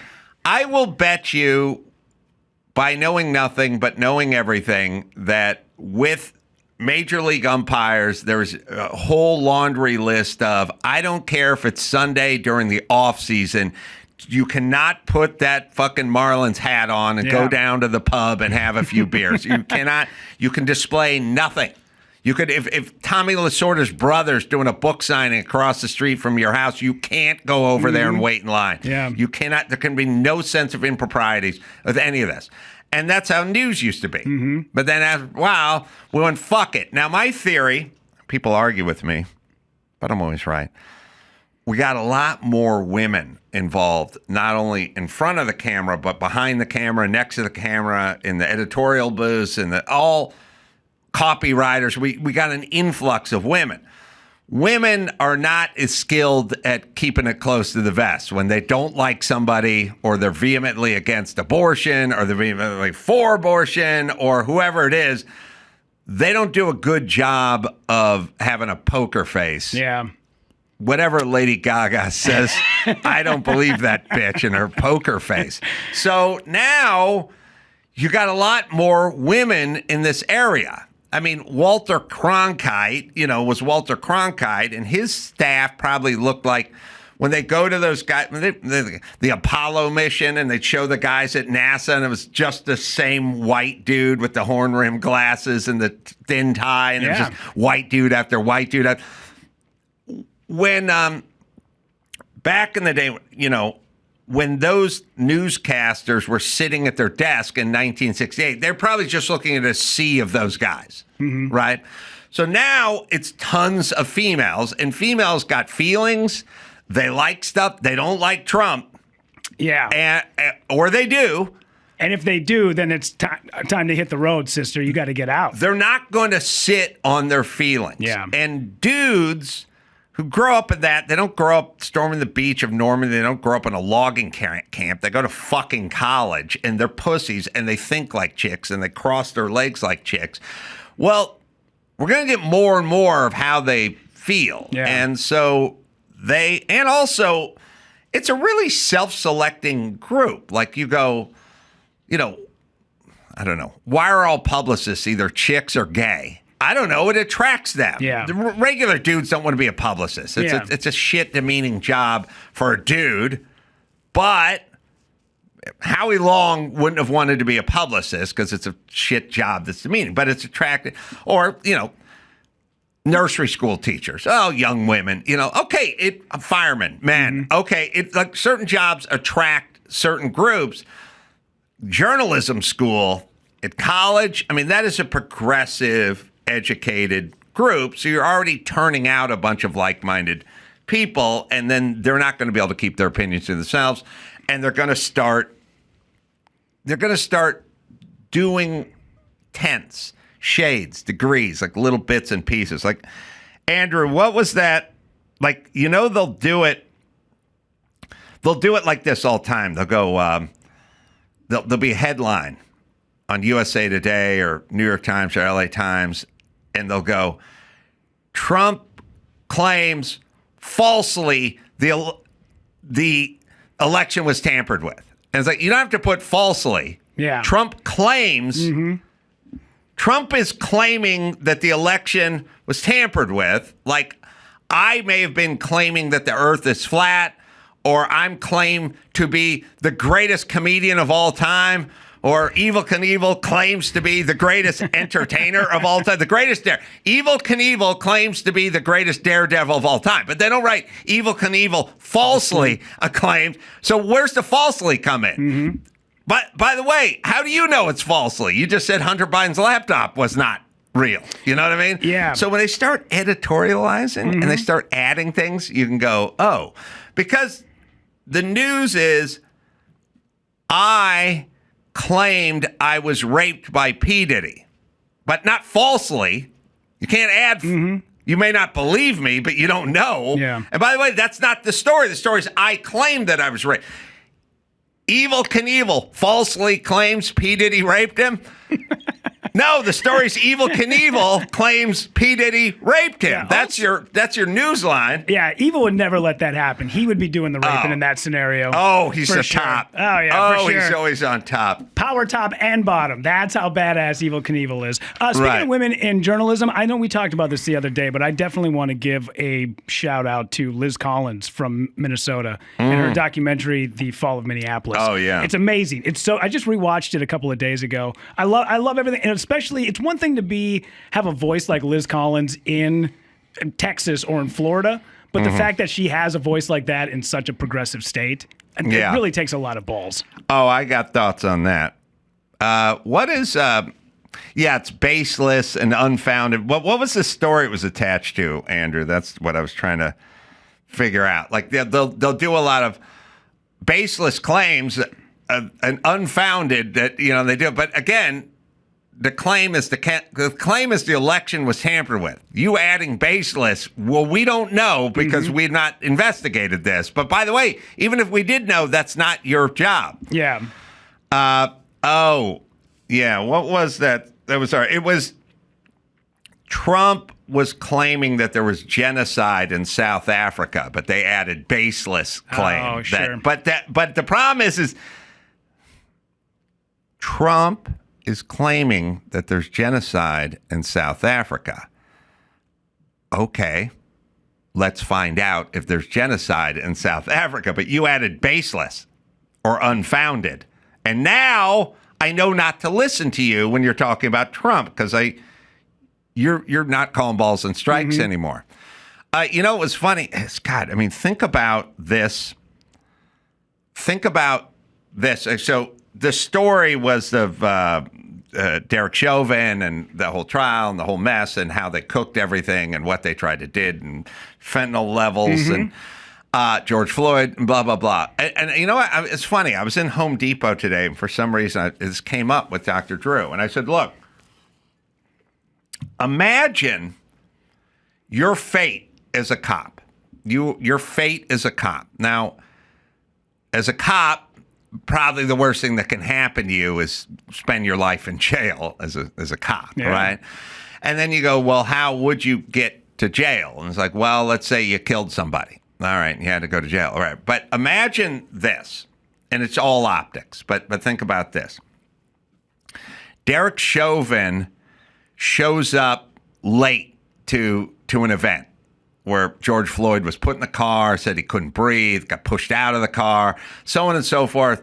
And he just gets a call and he shows up. I don't know, it's any given Tuesday afternoon from him. And then he's trying to do crowd control and this guy's on his back. And his knee looks like he's cutting off his windpipe, but it's not. And the coroner says he's got fentanyl in this thing and everything. But the whole town's going to burn unless you go to jail for the rest of your life. So the coroner, the mayor, the DEA, everyone will just go in on it. You'll get railroaded and go to it. So imagine you're one of two cops in your fate. One is you're the white guy with the crew cut who shows up and there's a black guy who's saying, I can't breathe. Well, you're squatted over his back with your knee and the entire nation's going to riot unless you go to jail. Now, did you kill the guy? No. I mean, you guys can go look at the real coroner's report and stuff like that. There was no damage to the windpipe and all that kind of stuff. He had enough fentanyl in him to kill him, and he had a lot of heart disease and stuff like that. So, did you kill the guy? Okay, let's say you aided to that.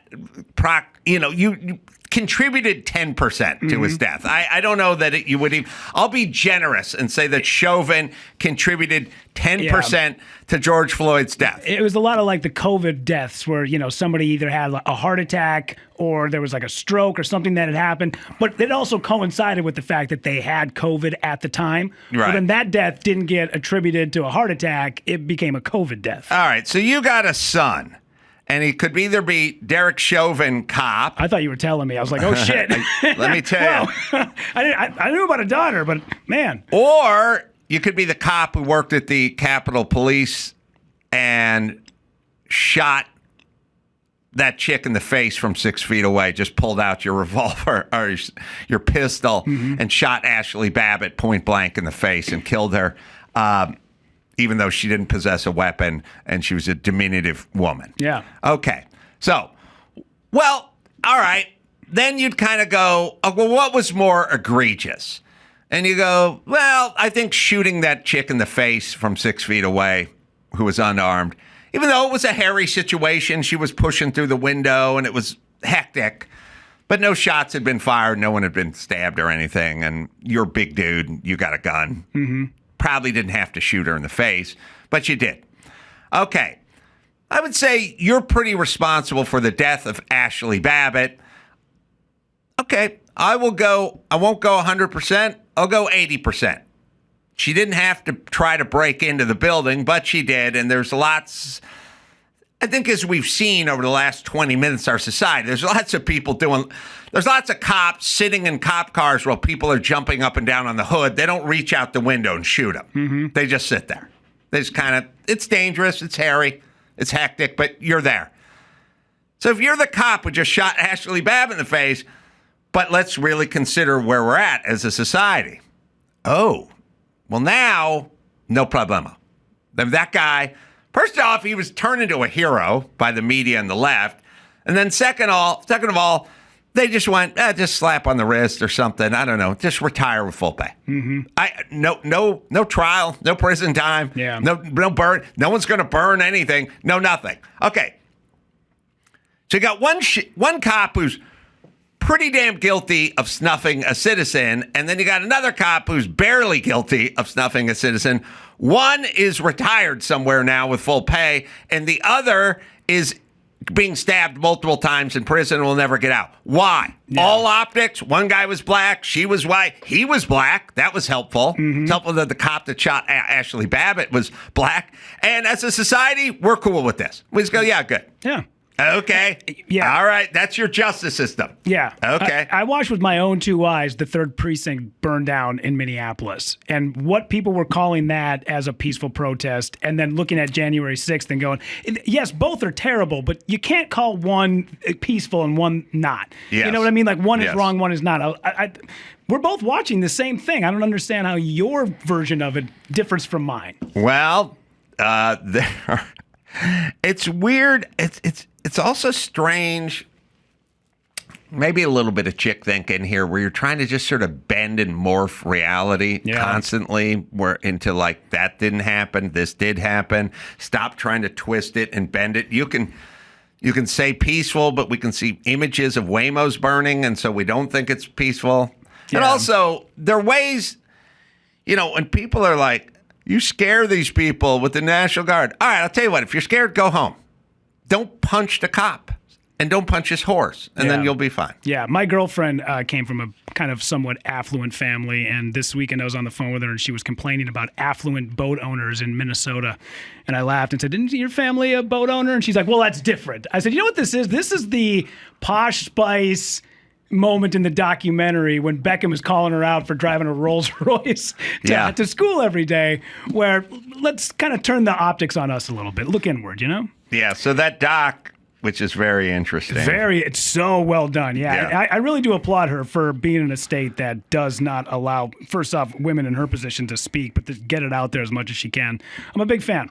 Speaking of Minnesota, Tim Walz told Dems to be meaner, but then blamed Trump's mean tweets for political violence. Governor Tim Walz attempted to blame political violence, like the targeted shooting of 2 Democratic lawmakers and their spouses in his home state, on mean tweets in an apparent jab at President Donald Trump, despite the fact that he himself called on Democrats to be meaner just a few weeks earlier. We got the video of it. Oh,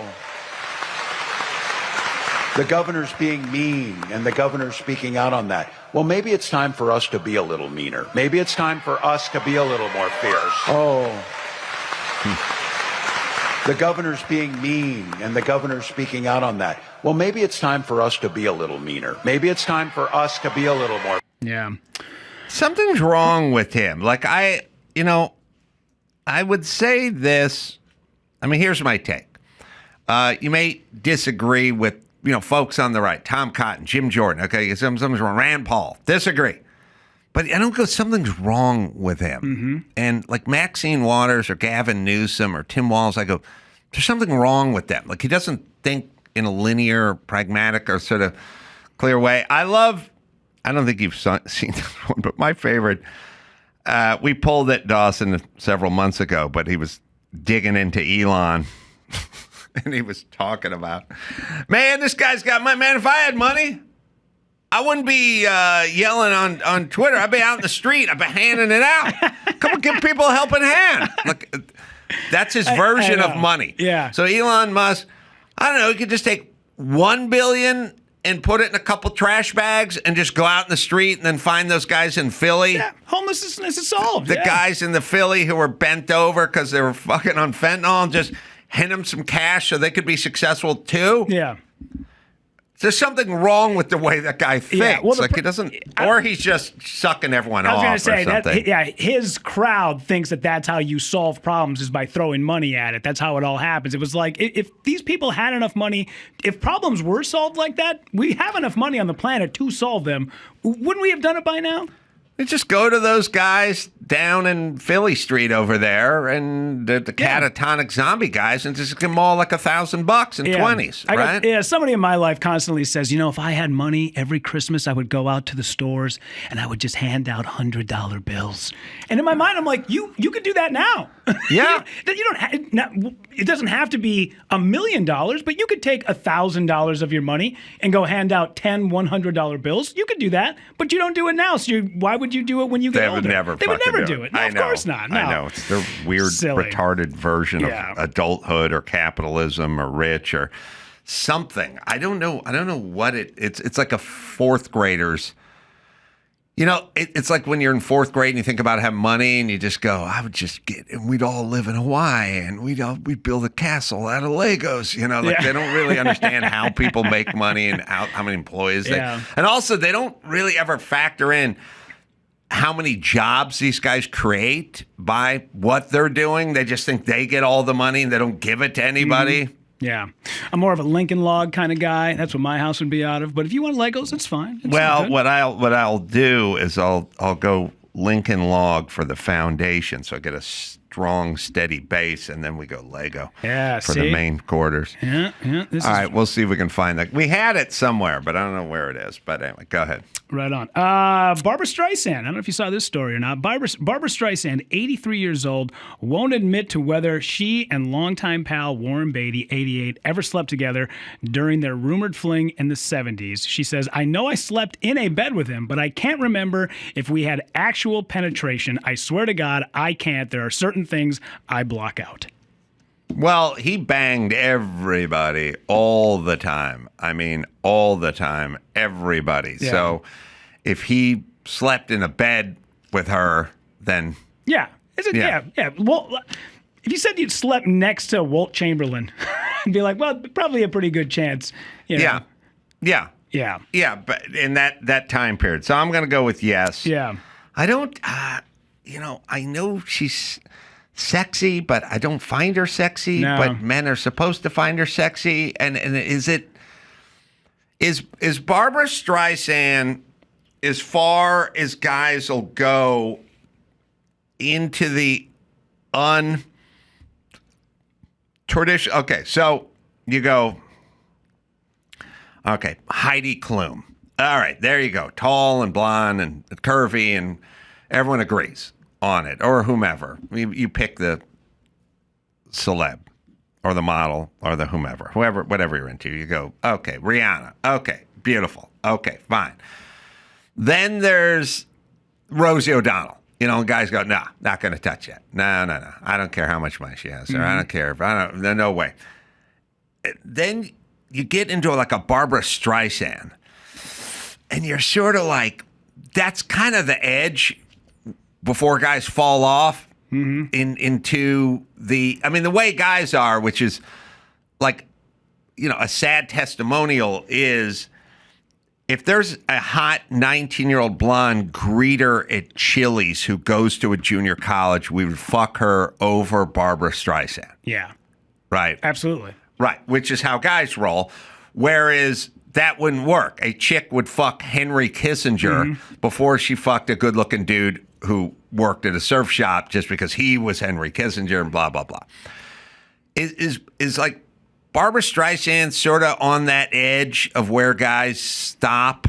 Because if you keep going, now you're getting into, Joy Behar or Whoopi Goldberg or something. But then there was Ted Danson and Whoopi Goldberg. Yeah. I don't know. We have the Tim Walz clip, by the way, which it just makes me laugh of what would Tim Walz do if he was a rich man, a millionaire? This guy bugs me in a way that is probably unhealthy, and but put him at the chuckle box. I have to be careful about being a smartass. I was making a joke. These people have no sense of humor. They are the most literal people. But my point was they're all mad, and I said something I didn't probably shouldn't have about a company. He's an idiot. Yeah, agreed. He's an idiot. So cool. I make the case. They're all butthurt about the Tesla thing, but they don't care the disrespect they have shown to employees at the Minneapolis VA who care for our veterans, and they fire them. They don't care. So we will have the conversation about efficiency in government and about doing that. But none of us believe for a second they're thinking about this. Oh, we fired everybody that's dealing with Ebola. And then he went into the Oval Office wearing a hat. I don't ever want to hear anybody talk about decorum and respect or that. Wearing a hat, coming in there, richest man in the world. Again, this maybe is just me. If I'm the richest man in the world, I'm like out on the streets handing out the money. It'd be fun as hell just to help people out. Such bullshit. Such pandering. Not this guy. Just to help people out. Yeah. Such a good dude. Also, just go out. You know what helps people out? Creating a job for them, not going out in the street. Be fun. Yeah. Hand them cash. You should also tell the person who decided to walk out with a Mountain Dew bottle in the back on the stool, hey, why don't you keep that shit behind the curtain? We don't need to be showing off that we drink this idiotic beverage. Well, as I always call it, nectar of the tarts. Yeah, he brought it in front of Congress the other day. What? I think it's the sort of guy who buys the beat-up trucker hat just to show he's sort of relatable. I think the Diet Mountain Dew thing's a relatable thing. Maybe. I think it's Hillary in the hot sauce. I think it's a kind of a thing where you just go, come on, man. Look at me. I'm like you, except for I just get back in a limo and fly privately. But yeah. Used to like that guy. I used to like that guy. That's funny. I've talked to you about him on the road a few times. You're like, I did this and he did that, but he's kind of gone weird. COVID kind of was where it started. He did an okay job, and I know there's people in the YouTube comments that are going to, light me up for this. He did an okay job, not an amazing job with COVID, but it was somewhat respectable. Not great, but it was okay. But what really got me was when he was always the guy saying that they take the high road, that they're always going to be just a little bit better than the Republicans. And then he got on stage and called Elon or Trump, called him an asshole. And I went, whoa, wait a minute. I thought you were the guy who didn't use that kind of language. I thought you were better than everybody else. And then he really showed his hand, and I went, all right, I guess we're done. All right, Haliey Welch is out there, as a hot Tuah girl, and she's got a pod, she's got a documentary and all that kind of stuff. So, Rudy, hang out, and we'll talk to a phenomenon right after this. This summer, Pluto TV is exploding with thousands of free movies. Summer of Cinema is here. Feel the explosive action all summer long with movies like Gladiator, Mission Impossible, Beverly Hills Cop, Good Burger, and Transformers: Dark of the Moon. Bring the action with you and stream for free from all your favorite devices. Pluto TV. Stream now. Pay never. Shopify, y'all. Yeah. Well, you're starting your own business. It can be intimidating. Finding the right tool that not only helps you out, but simplifies everything can be such a game changer for millions of businesses. That tool is Shopify. Get started with your own design studio. With hundreds of ready-to-use templates, Shopify helps you build a beautiful online store to match your brand style. You'll be able to get the word out like you have a marketing team behind you. Easily create email and social media campaigns wherever your customers are scrolling. And best yet, Shopify is your commerce expert with world-class expertise in everything from managing inventory to international shipping to processing returns and beyond. So if you're ready to sell, you're ready for Shopify, right, Dawson? Established in 2025 has a nice ring to it, doesn't it? Sign up for your $1 per month trial period at shopify.com/Carolla, all lowercase. Go to shopify.com/Carolla to start selling with Shopify today. Shopify.com/Carolla. Haliey Welch in the studio. You know, there's a Tuah girl. Just everyone went nuts over this viral moment, maybe the most. And I can't even really figure out how, who we are as a society. We just grab, stuff gets hot, it gets shared, and we're just sort of like tribal in a weird way. No doubt. They'll take anything you give them and run with it. Yeah, but not everything. Yeah, not everything, but a few things. Well, how did the whole thing come about? Like, I just saw it like everyone else saw it that moment, but I don't know what preceded that, where you were, who you're with, like what was going, vodka? Vodka. Well, where do you hail from? Where do I what? Hail. What does that mean? Well, it's sort of, that's not how you would say hell, I guess. Like, where's your kinfolk from? Where are you born? My kinfolk? Out in Tennessee. Tennessee. Mm-hmm. Okay. And so you're from Tennessee, and so you're out, and you're drinking, and you're just doing what young people would do. Oh, yeah, having fun. Having fun. This, but this is Nashville, right? Oh, I'm sorry. Yeah, go ahead. Nashville. Broadway. Yeah. And you're just having fun. Oh, yeah, just having fun. A little and having liquid drinks. courage. Yeah. And so what time is it when you're out on the street? That interview was probably, 1 or 2 in the morning. Had to have been. So you've been drinking pretty good. Yeah, a good bit. We went to CMA Fest beforehand, so we're pre-gaming a little bit. And the guy just comes up to you with the camera and the mic? Well, we actually seen them first, but we thought they were just doing it for fun. We didn't think they actually had, like, a channel or anything. And what is their deal? They just come up to pretty girls and when they're drunk and try to get them to do stuff? I don't really know what their stick is. Like, if you go to their accounts and stuff and you see everything, they interview a bunch of girls and ask them stuff like that. So I don't know. And was that your first impulse when they just put the mic in your face? Well, see, my friend that was in the video with me, she's like, I bet they're vlogging. Let's be in their vlog. So we're like, okay. So we went up and talked to them first because they were just leaned up on, like, the corner right there and weren't talking to anybody. So we went and tried to make friends with them. And it kind of took a turn. And is it the kind of thing where you must wake up the next morning and not even think anything of it, right? No, definitely did not. I went to work the next day like nothing happened. Didn't think twice about the interview. Yeah, well, because there are things in life that are big and noteworthy and, like, you get it, like events. And then there's stuff that's like, well, there's nothing. Who cares? Like that we can, as a society, decide is going to be huge, even if to you it's a zero. It's a nothing burger. Oh, yeah, right? Most definitely. So you wake up the next day and you go to work. Where do you go to work? At a spring factory. A spring factory where you manufacture springs. Yep. That are used for what? Motorcycles, mattresses, vending machines, those kind of springs, you know? Oh, like, you'll do you'll do them. And what do you do there? I done shipping, so I'd pack them out and just send them to whoever just ordered them. So it's a, it's I don't know, almost a factory job, basically, almost, right? And so you're just there, and you show up at what time? I get to work at 5 o'clock, and I get off at 1 or 1:30. Oh, 5 in the afternoon. In the morning. 5 in the after drinking. It's not that bad. It's not bad when it's you're really 21. Not. I used to be able to do it, but It's not bad when you're 21 at the time, 22.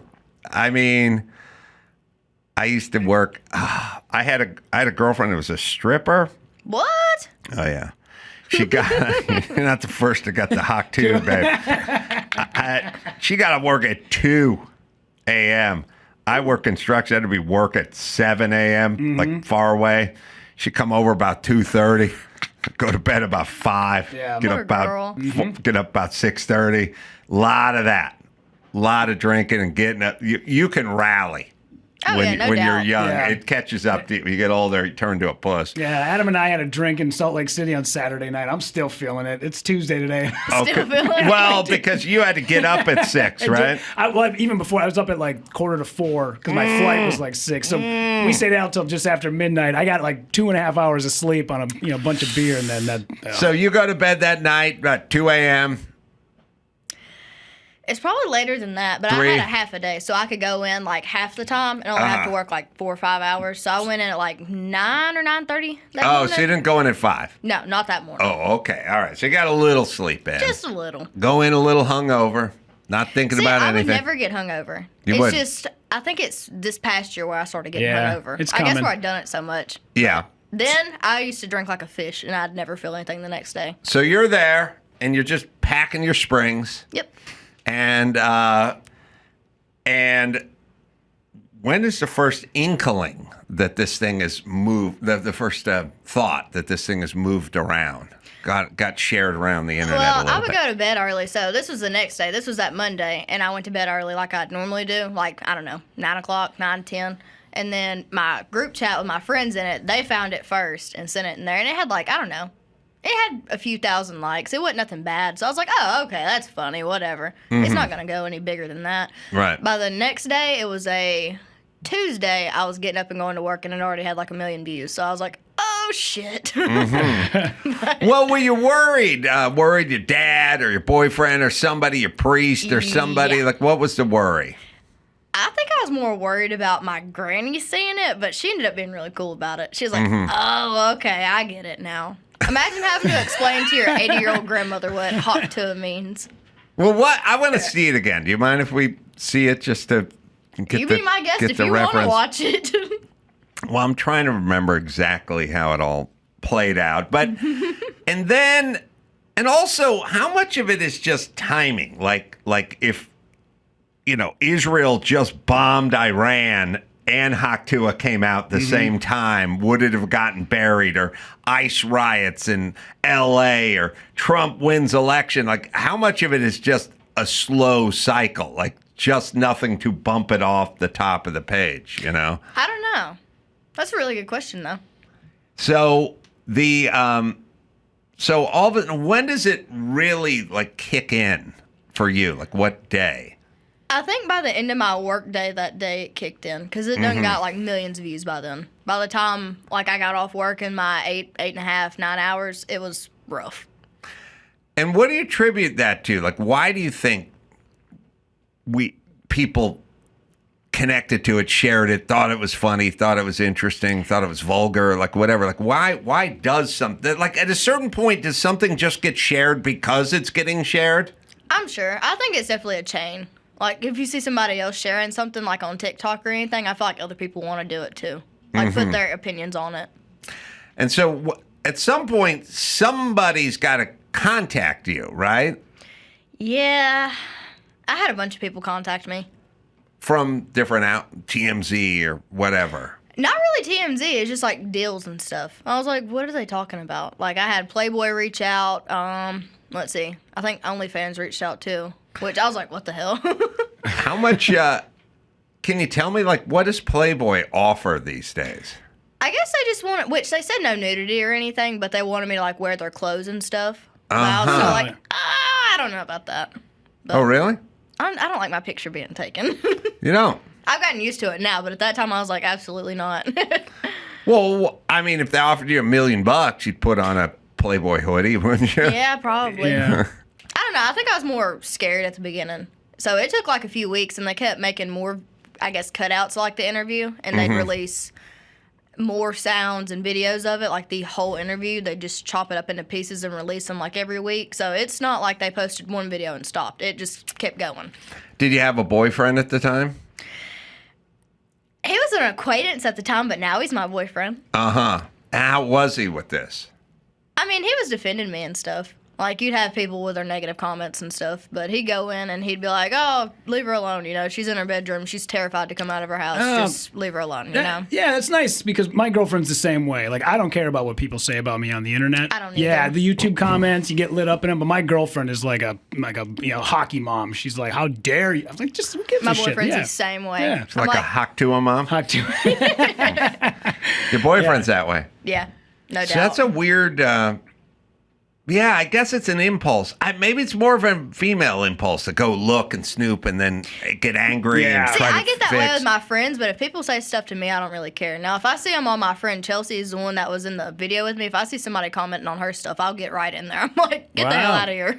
Yeah, every now and again we go out, and I'll usually try to do a couple of jokes on the weekend where there's something topical going on. I always try to just to maybe get a clip for Instagram or something, and sometimes you'll do a joke and the crowd, the news has not got to them yet, so they don't understand what you're saying. I think I saw that video on a Wednesday. I was at the Addison Improv, and I brought up I was walking down the street and I saw a woman in a shirt that said, I fuck like a beast. What? Yeah. And I brought it up on stage that night, and then all I said is we got girls who fuck like a beast and girls hot tuing on guys' dicks, and it went bananas. The crowd went nuts, and that's the first time I've ever gotten that big of a response in that little amount of time in a news cycle.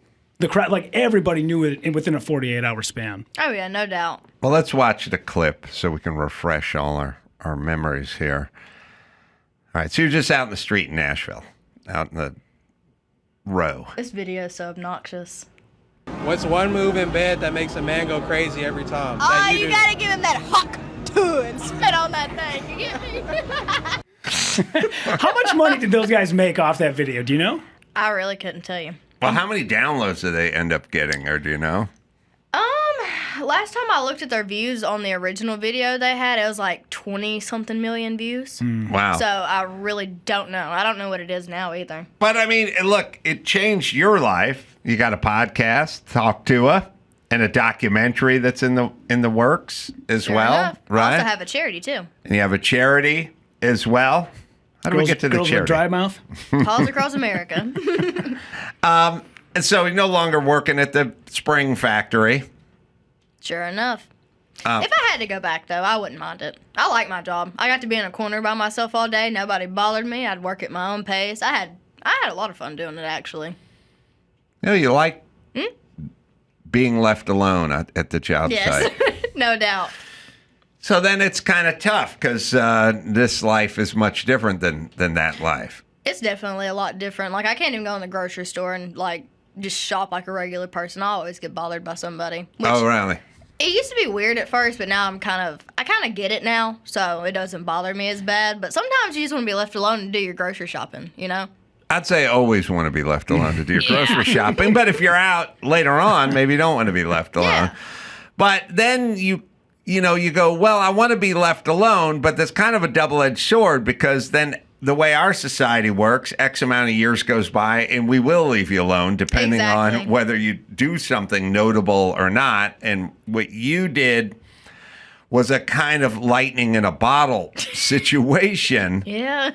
So it's like, look, if you're Billy Joel and you write a bunch of hit songs in the 70s and early 80s, you can just not be left alone for the rest of your life. You just go tour, unless you get some kind of water on the brain situation, but you can just go tour and sing all the hits and sell out wherever, whenever. But Tuah, either you got to reinvent or bring something that people didn't know about you or have another viral moment, which is probably not very probable. Yeah, it's very slim.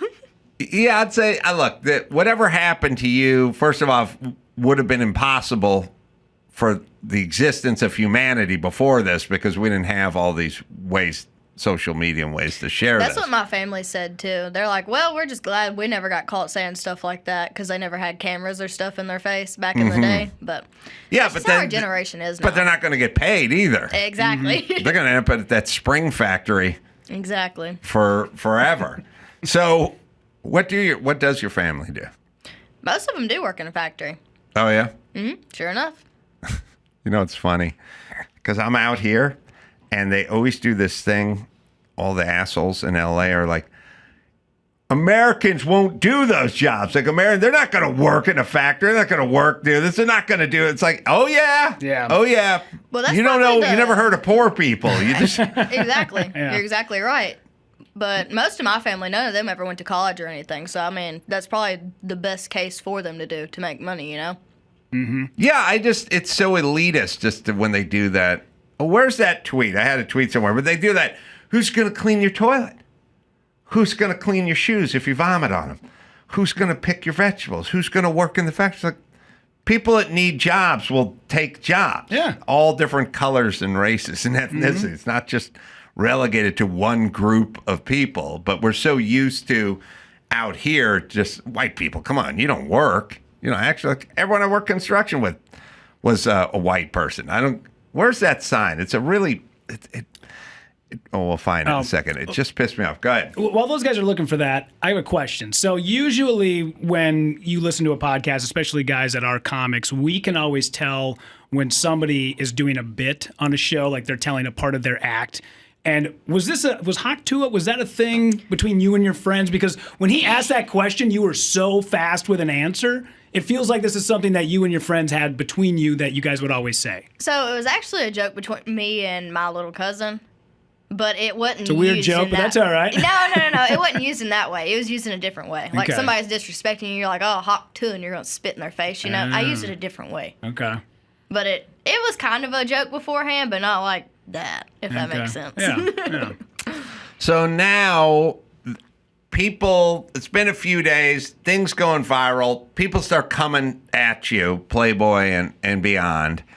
And what do you do? Because you can't just say, well, I'll talk to my dad because your dad works at a factory. He's not a publicist or a lawyer. You know what I mean? Like, when people have family members that are affluent, they'll go, you got to talk to my friend Rich. He's a lawyer. He's got to get this copy written, stuff, He represented Farts and Jars Girls. So, that's right. You don't want to be. Did you really? I did, yeah, for a number of years. How do I get on?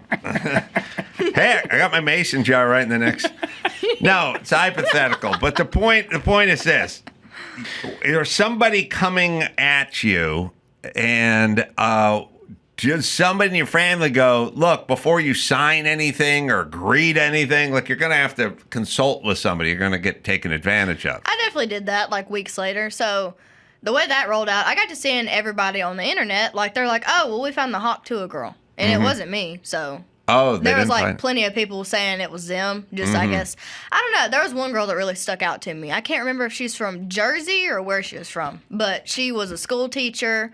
She got fired for being in the video. It wasn't even her in the video. Oh, but really? Then they done a benefit for her and raising all this money for this woman that wasn't even in the video. So I was like, what the hell? So my best friend's mom is a paralegal, so I reached out to her and I was like, what do I need to do? I was like, I'm tired of watching everybody pretend that's them in the video. They're making money off of it, T-shirts, hats, all the above. So I reached out to her, and then I ended up meeting up with my attorney, and then we discussed it, and he introduced me to my managers that I've had for the last year. So I've been with them since the beginning, and then they just kind of took it off my hands and did something with it. Did the managers, because managers kind of pick a lane. They do stand-ups, or they do actors, or They've tried to get me into stand-up, but I'm a chicken. I don't like crowds. Oh, really? Yes. Oh, because they could book Hawk Tuah girl at the club. See? Rudy, you could open. I was just going to say, if you don't mind your opener selling golf balls before. Rudy sells golf balls. Balls. You got any on hand?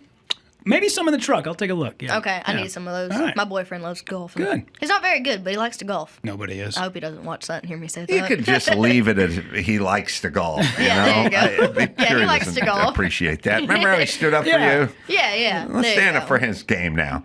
So you then get a manager. And what's the manager do? He goes, oh, look, yeah. Well, obviously, if you can do stand-ups, that's a way to make money. See, I'm scared of that. I don't know how you just stand in front of a crowd and you entertain the crowd the whole time. Like, I can't do that. I would argue... I would say in a weird way, it's probably like being a porn star. Like you go, I could never, with all those people standing around and it's like at some point you get to your 100th film, it's like, I don't care. Yeah, Yeah, I couldn't do that. Yeah, you could. That's the whole. No, I don't know about being a porn star now. Well, I'm saying stand up, but yeah, you're right. Yeah, sound same like porn star. Ooh. Same difference. Yeah. Was there any porn parodies of Hot to a Girl that you knew of? I'm sure there is somewhere. It's got to be. No doubt. Yeah. I'm here to tell you affirmative. Long before. Very emaciated. Saying affirmative to that. That's all. That's enough said. AI goes a long Leave my way phone nowadays. alone. So you get this manager, and he's going, all right, we got to strike while the iron's hot, right? Not really. No? He's always believed in me. Both of them have. So they're like, you're not one of those things that's going to burn out after like a month. Well, it's sort of like, let's see. Well, take this in spirit, which is intended. But like, I remember we had the first, I did Loveline a million years ago, radio show. We had the first winner of Survivor, the female she was everywhere for like 25 years ago, but she's season 1 Survivor winner. And she was like, Playboy offer, but I'm not. And I said to her, well, okay, but you don't want to wait like 10 years because then it'll be gone. Yeah, Playboy's not going to be offering up money 5 years from now. So you have to kind of try to build the momentum or get paid, or do it while you got a little heat, on you. And I don't, in a weird way, you're suggesting that they're not, but I'm not suggesting they're not. When the guy sings Mambo No. 5 came in. Lou Bega? Lou Bega. Yeah. I said, Lou, hey, man, you got some heat. And it's like, it's never going to end. And I was like, well, it may. We don't know that it's not going to. It might end, might not. I don't know. But it seems like now is a good time to capitalize on that, So that's all I'm saying. I look at you as sort of the Lou Bega of the South. Lou Bega of the South. I know it's been said many times. I hear it enough. So your manager goes, what's like the first idea he has or the first plan? So this is kind of my fault. We had Zach Bryan tickets. I don't know. We bought them way before any of this ever happened. But I wanted to go to it, but I've never come out at this point. And I was like, oh, that's me in the Hawk Tuah video. Zach Bryan, country star? Yes. So instead of me being in like the crowd where I was supposed to be at, we were like, oh, well, can we come down to the other area so like I don't get bothered or anything? Because I haven't been out anywhere at this point, and I was scared to death to come out. But he was like, well, why don't you just get on the stage with me and do the revival song? I was like, oh, God. Wow. So we done that. That was definitely the first time I was like out after the video, and then it just kept rolling from there. I met Shaq like 2 days after that. I'm telling you, it's crazy. You met Shaq 2 days after that. What did he try to sell you? Who, Shaq? He didn't sell me nothing. He is everywhere, though. I can't even get on Amazon without seeing him looking at me. I went to get what did I get a few weeks ago?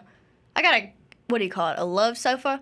Love sack? Yeah. And Rudy used to work at Love Sack. And then I seen, what is it? He has a recliner.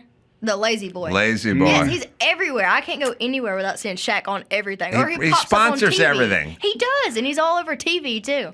You can't Should get you away have from him. Should you have an African American be the face of something that has boy in it and lazy? No count boy. Yeah. I mean, Lazy Boy is kind of a weird move for a black dude, historically. Yeah. All right, so what's the first check you get? Like, what's the first deal? Is it like a personal appearance thing? Is it a sponsorship thing? I really don't know what my first deal was. I don't know. I don't really talk about, like, money. All right. Well, no. People, here's the thing.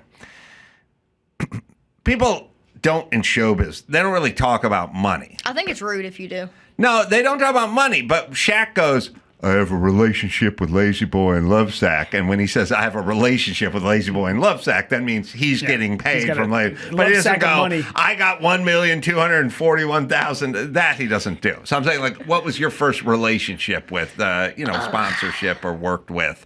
But again, you don't talk about money. You just say, I worked with a Chevy dealership in Memphis. I'm really trying to think. It may have been fanfics. Either fanfics or better. What's that? Fanfics, it's kind of like a post-wall platform. What's you that? just post pictures and people, they'll try to message you and stuff like that, which some people run theirs different. Like, they'll just post pictures and have people run it for them, which I did too. Don't get me wrong. Non-nude OnlyFans is what it sounds like. Basically. Yeah. Mm-hmm. Basically. So, life for you, is it still in the same town you were living in, same apartment, or we moved on to the lights of the big city? Absolutely not. I could never live up here. I still live at home. I live here, and I could never live here. That's how bad it is. It's too busy here. It's too everything here. That's right. It's very busy. Yeah, so you're still in the same town, but you upgraded, a little better place, condo? No? Still driving my Altima. Wow. Nissan gal. Yep. It's beat up, too. It's beat up bad. What year is that Altima? It's a 2016. And it's got some miles on it.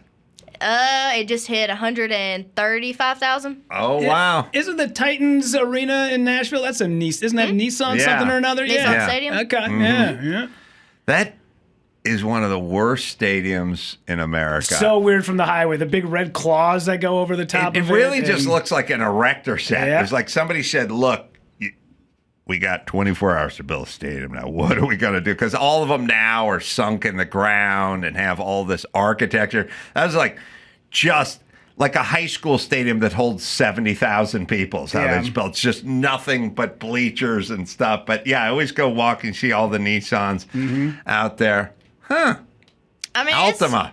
It's a little beat up. So why not, step up, so to speak? Like, I don't know. I try to make sure my family has just as much, Like my granny, I got her a convertible Bug for Christmas. So really? You ought to see her driving it. She's badass. You got her convertible That's a VW? dream car. Stick shift?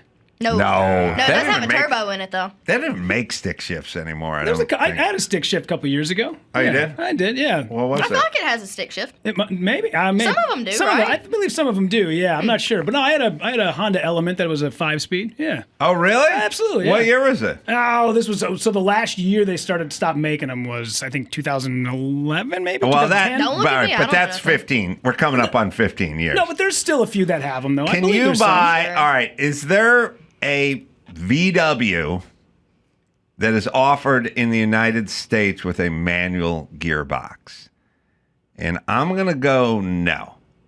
I'm going to say, and I don't think there's a Honda. I'm thinking you could get a Porsche and you would special order it with a gearbox, with a manual gear. I don't think so. No. But it apparently says great theft deterrent now because kids can't drive a stick. It says that VW stopped making manual transmissions in 2024. Ooh. Okay. All right by a year. We went far off. What year's the Bug you buy your granny? I think it's I'll tell you for certain after this. It's on my phone. It's like a 2019 or a 2020. Now I still could be a right. stick. Still could be a right. stick, but Yeah. Granny doesn't drive a stick. Well, she could if she had to. Granny This one's not. convertible, Nashville. Well, it's an hour south of Nashville. It's out in the middle of BFE. There's nothing out there So at all. you're taking bumfuck Egypt. Yeah. Yep. You're taking care of the people around you, Oh, yeah, of course. but keeping it real. I do. I try to keep it real. Mm-hmm. And the podcast, we making any money with that? I don't really know. Okay. Well, you should get a little more into your finances. Yeah, I definitely should. I should keep up with it better. And when do you think the documentary's coming out? So we have a producer for it right now, which we haven't announced who it is yet, Mm-hmm. but that'll be something to come. I'm sure here pretty soon. And they're going to follow you around with cameras? I really hope it's not like that. 'Cause Well, that's gonna I weird got me bad out, news but for you. Is that how it goes? Bad news. Oh boy. Take it from someone who's made a few documentaries. Have you? I have. You're going to have to sit down and talk about that evening, your life, what happened, when you met Shaq. Oh, I love to talk about Shaq. I always bring Well, him up. most the docs I make, we just have the people talk about Shaq. So maybe that'll. Maybe I can get by just talking about Shaq the whole time. I think, look, he's an interesting guy. Yeah, He deserves a conversation. Yeah, I think if they do a doc, they're going to have to talk about, you're going to have to sit down and kind of narrate a little bit, talk it through a little bit. Okay. Explain. When I met Shaq, he was smoking a big-ass hookah.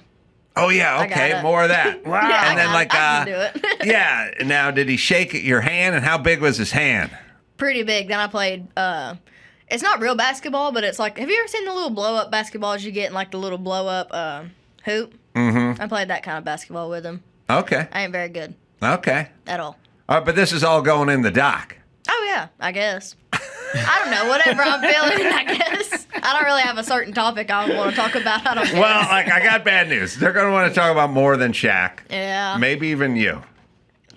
So. That's scary. Well, look. I think you should embrace it. I think you should lean into it. Should I? As they say. Well, look. You have to have a job. Yep. And could be boxing up springs and sending those out. There's many different jobs. And then you can kind of compartmentalize. You know what I'm saying? Nope. Well. What does that mean? Well, you have, I'll say departmentalize. You got shipping, you got the factory floor, you got receiving.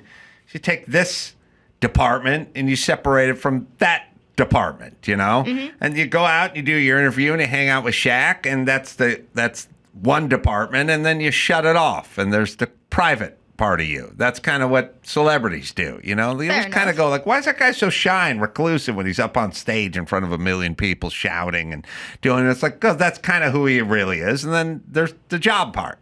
Fair enough. So once you can departmentalize, we'll call it, then you can get paid, and then you can also have your quiet time. That's a good idea. Okay. And you can talk a little about Shaq in your doc. Just but a little. Not okay, exclusively. Just a little. All right. Let's see. Where was I? Talk Tuah is where you go for the pod. Sure right? enough. And Doc, you'll come back when it comes out. Right? Mm-hmm. And what about the charity? Oh, Paws Across America? So it's a fund we started. People just donate if they want to. Mm-hmm. And then we'll go around to like a shelter that needs it. We'll visit them, try to get a spotlight on a dog that needs to be adopted. Like if they've been there the longest, they need help funding like any kind of surgery or anything they have going on, and we'll try to get them adopted. We'll do like we'll go to PetSmart one day and get a list from them, like of supplies and stuff they need, and we'll go pick it up and drop it off for them. We're going to use the word magnanimous. You gotta quit hitting me with these words that I don't know. I don't even know how you spell that. I'll put it in a sentence. I hail from Magnanisburg. What does that mean? Well, we'll find out after the show. Rudy's going to be at the House of Comedy in Minneapolis kicking ass on Thursday. Thursday night. Yes, please come out. Thursday, 7:30 p.m. And then I'm going to be there Friday, Saturday, opening for Jow Young Summers. Very funny. Rudy's a great stand-up. I'm watching him get better. And real funny. Thanks, Every week I go out, I sit back there and I go, man, this guy's good. Also, Dawson's got shows coming up, and he's got a bunch of shows coming up, but I think you should go Thursday night in Santa Barbara. Yeah, and also Saturday go to night Los Angeles. Where do we go just for your thing? At Los Angeles. Get everything there. A lot of good shows coming up, especially at the end. In Torrance, let's see, the book. After Escobar. And until next time, this is Adam. For Chris and Dave and Rudy and Haliey and everybody else saying mahalo.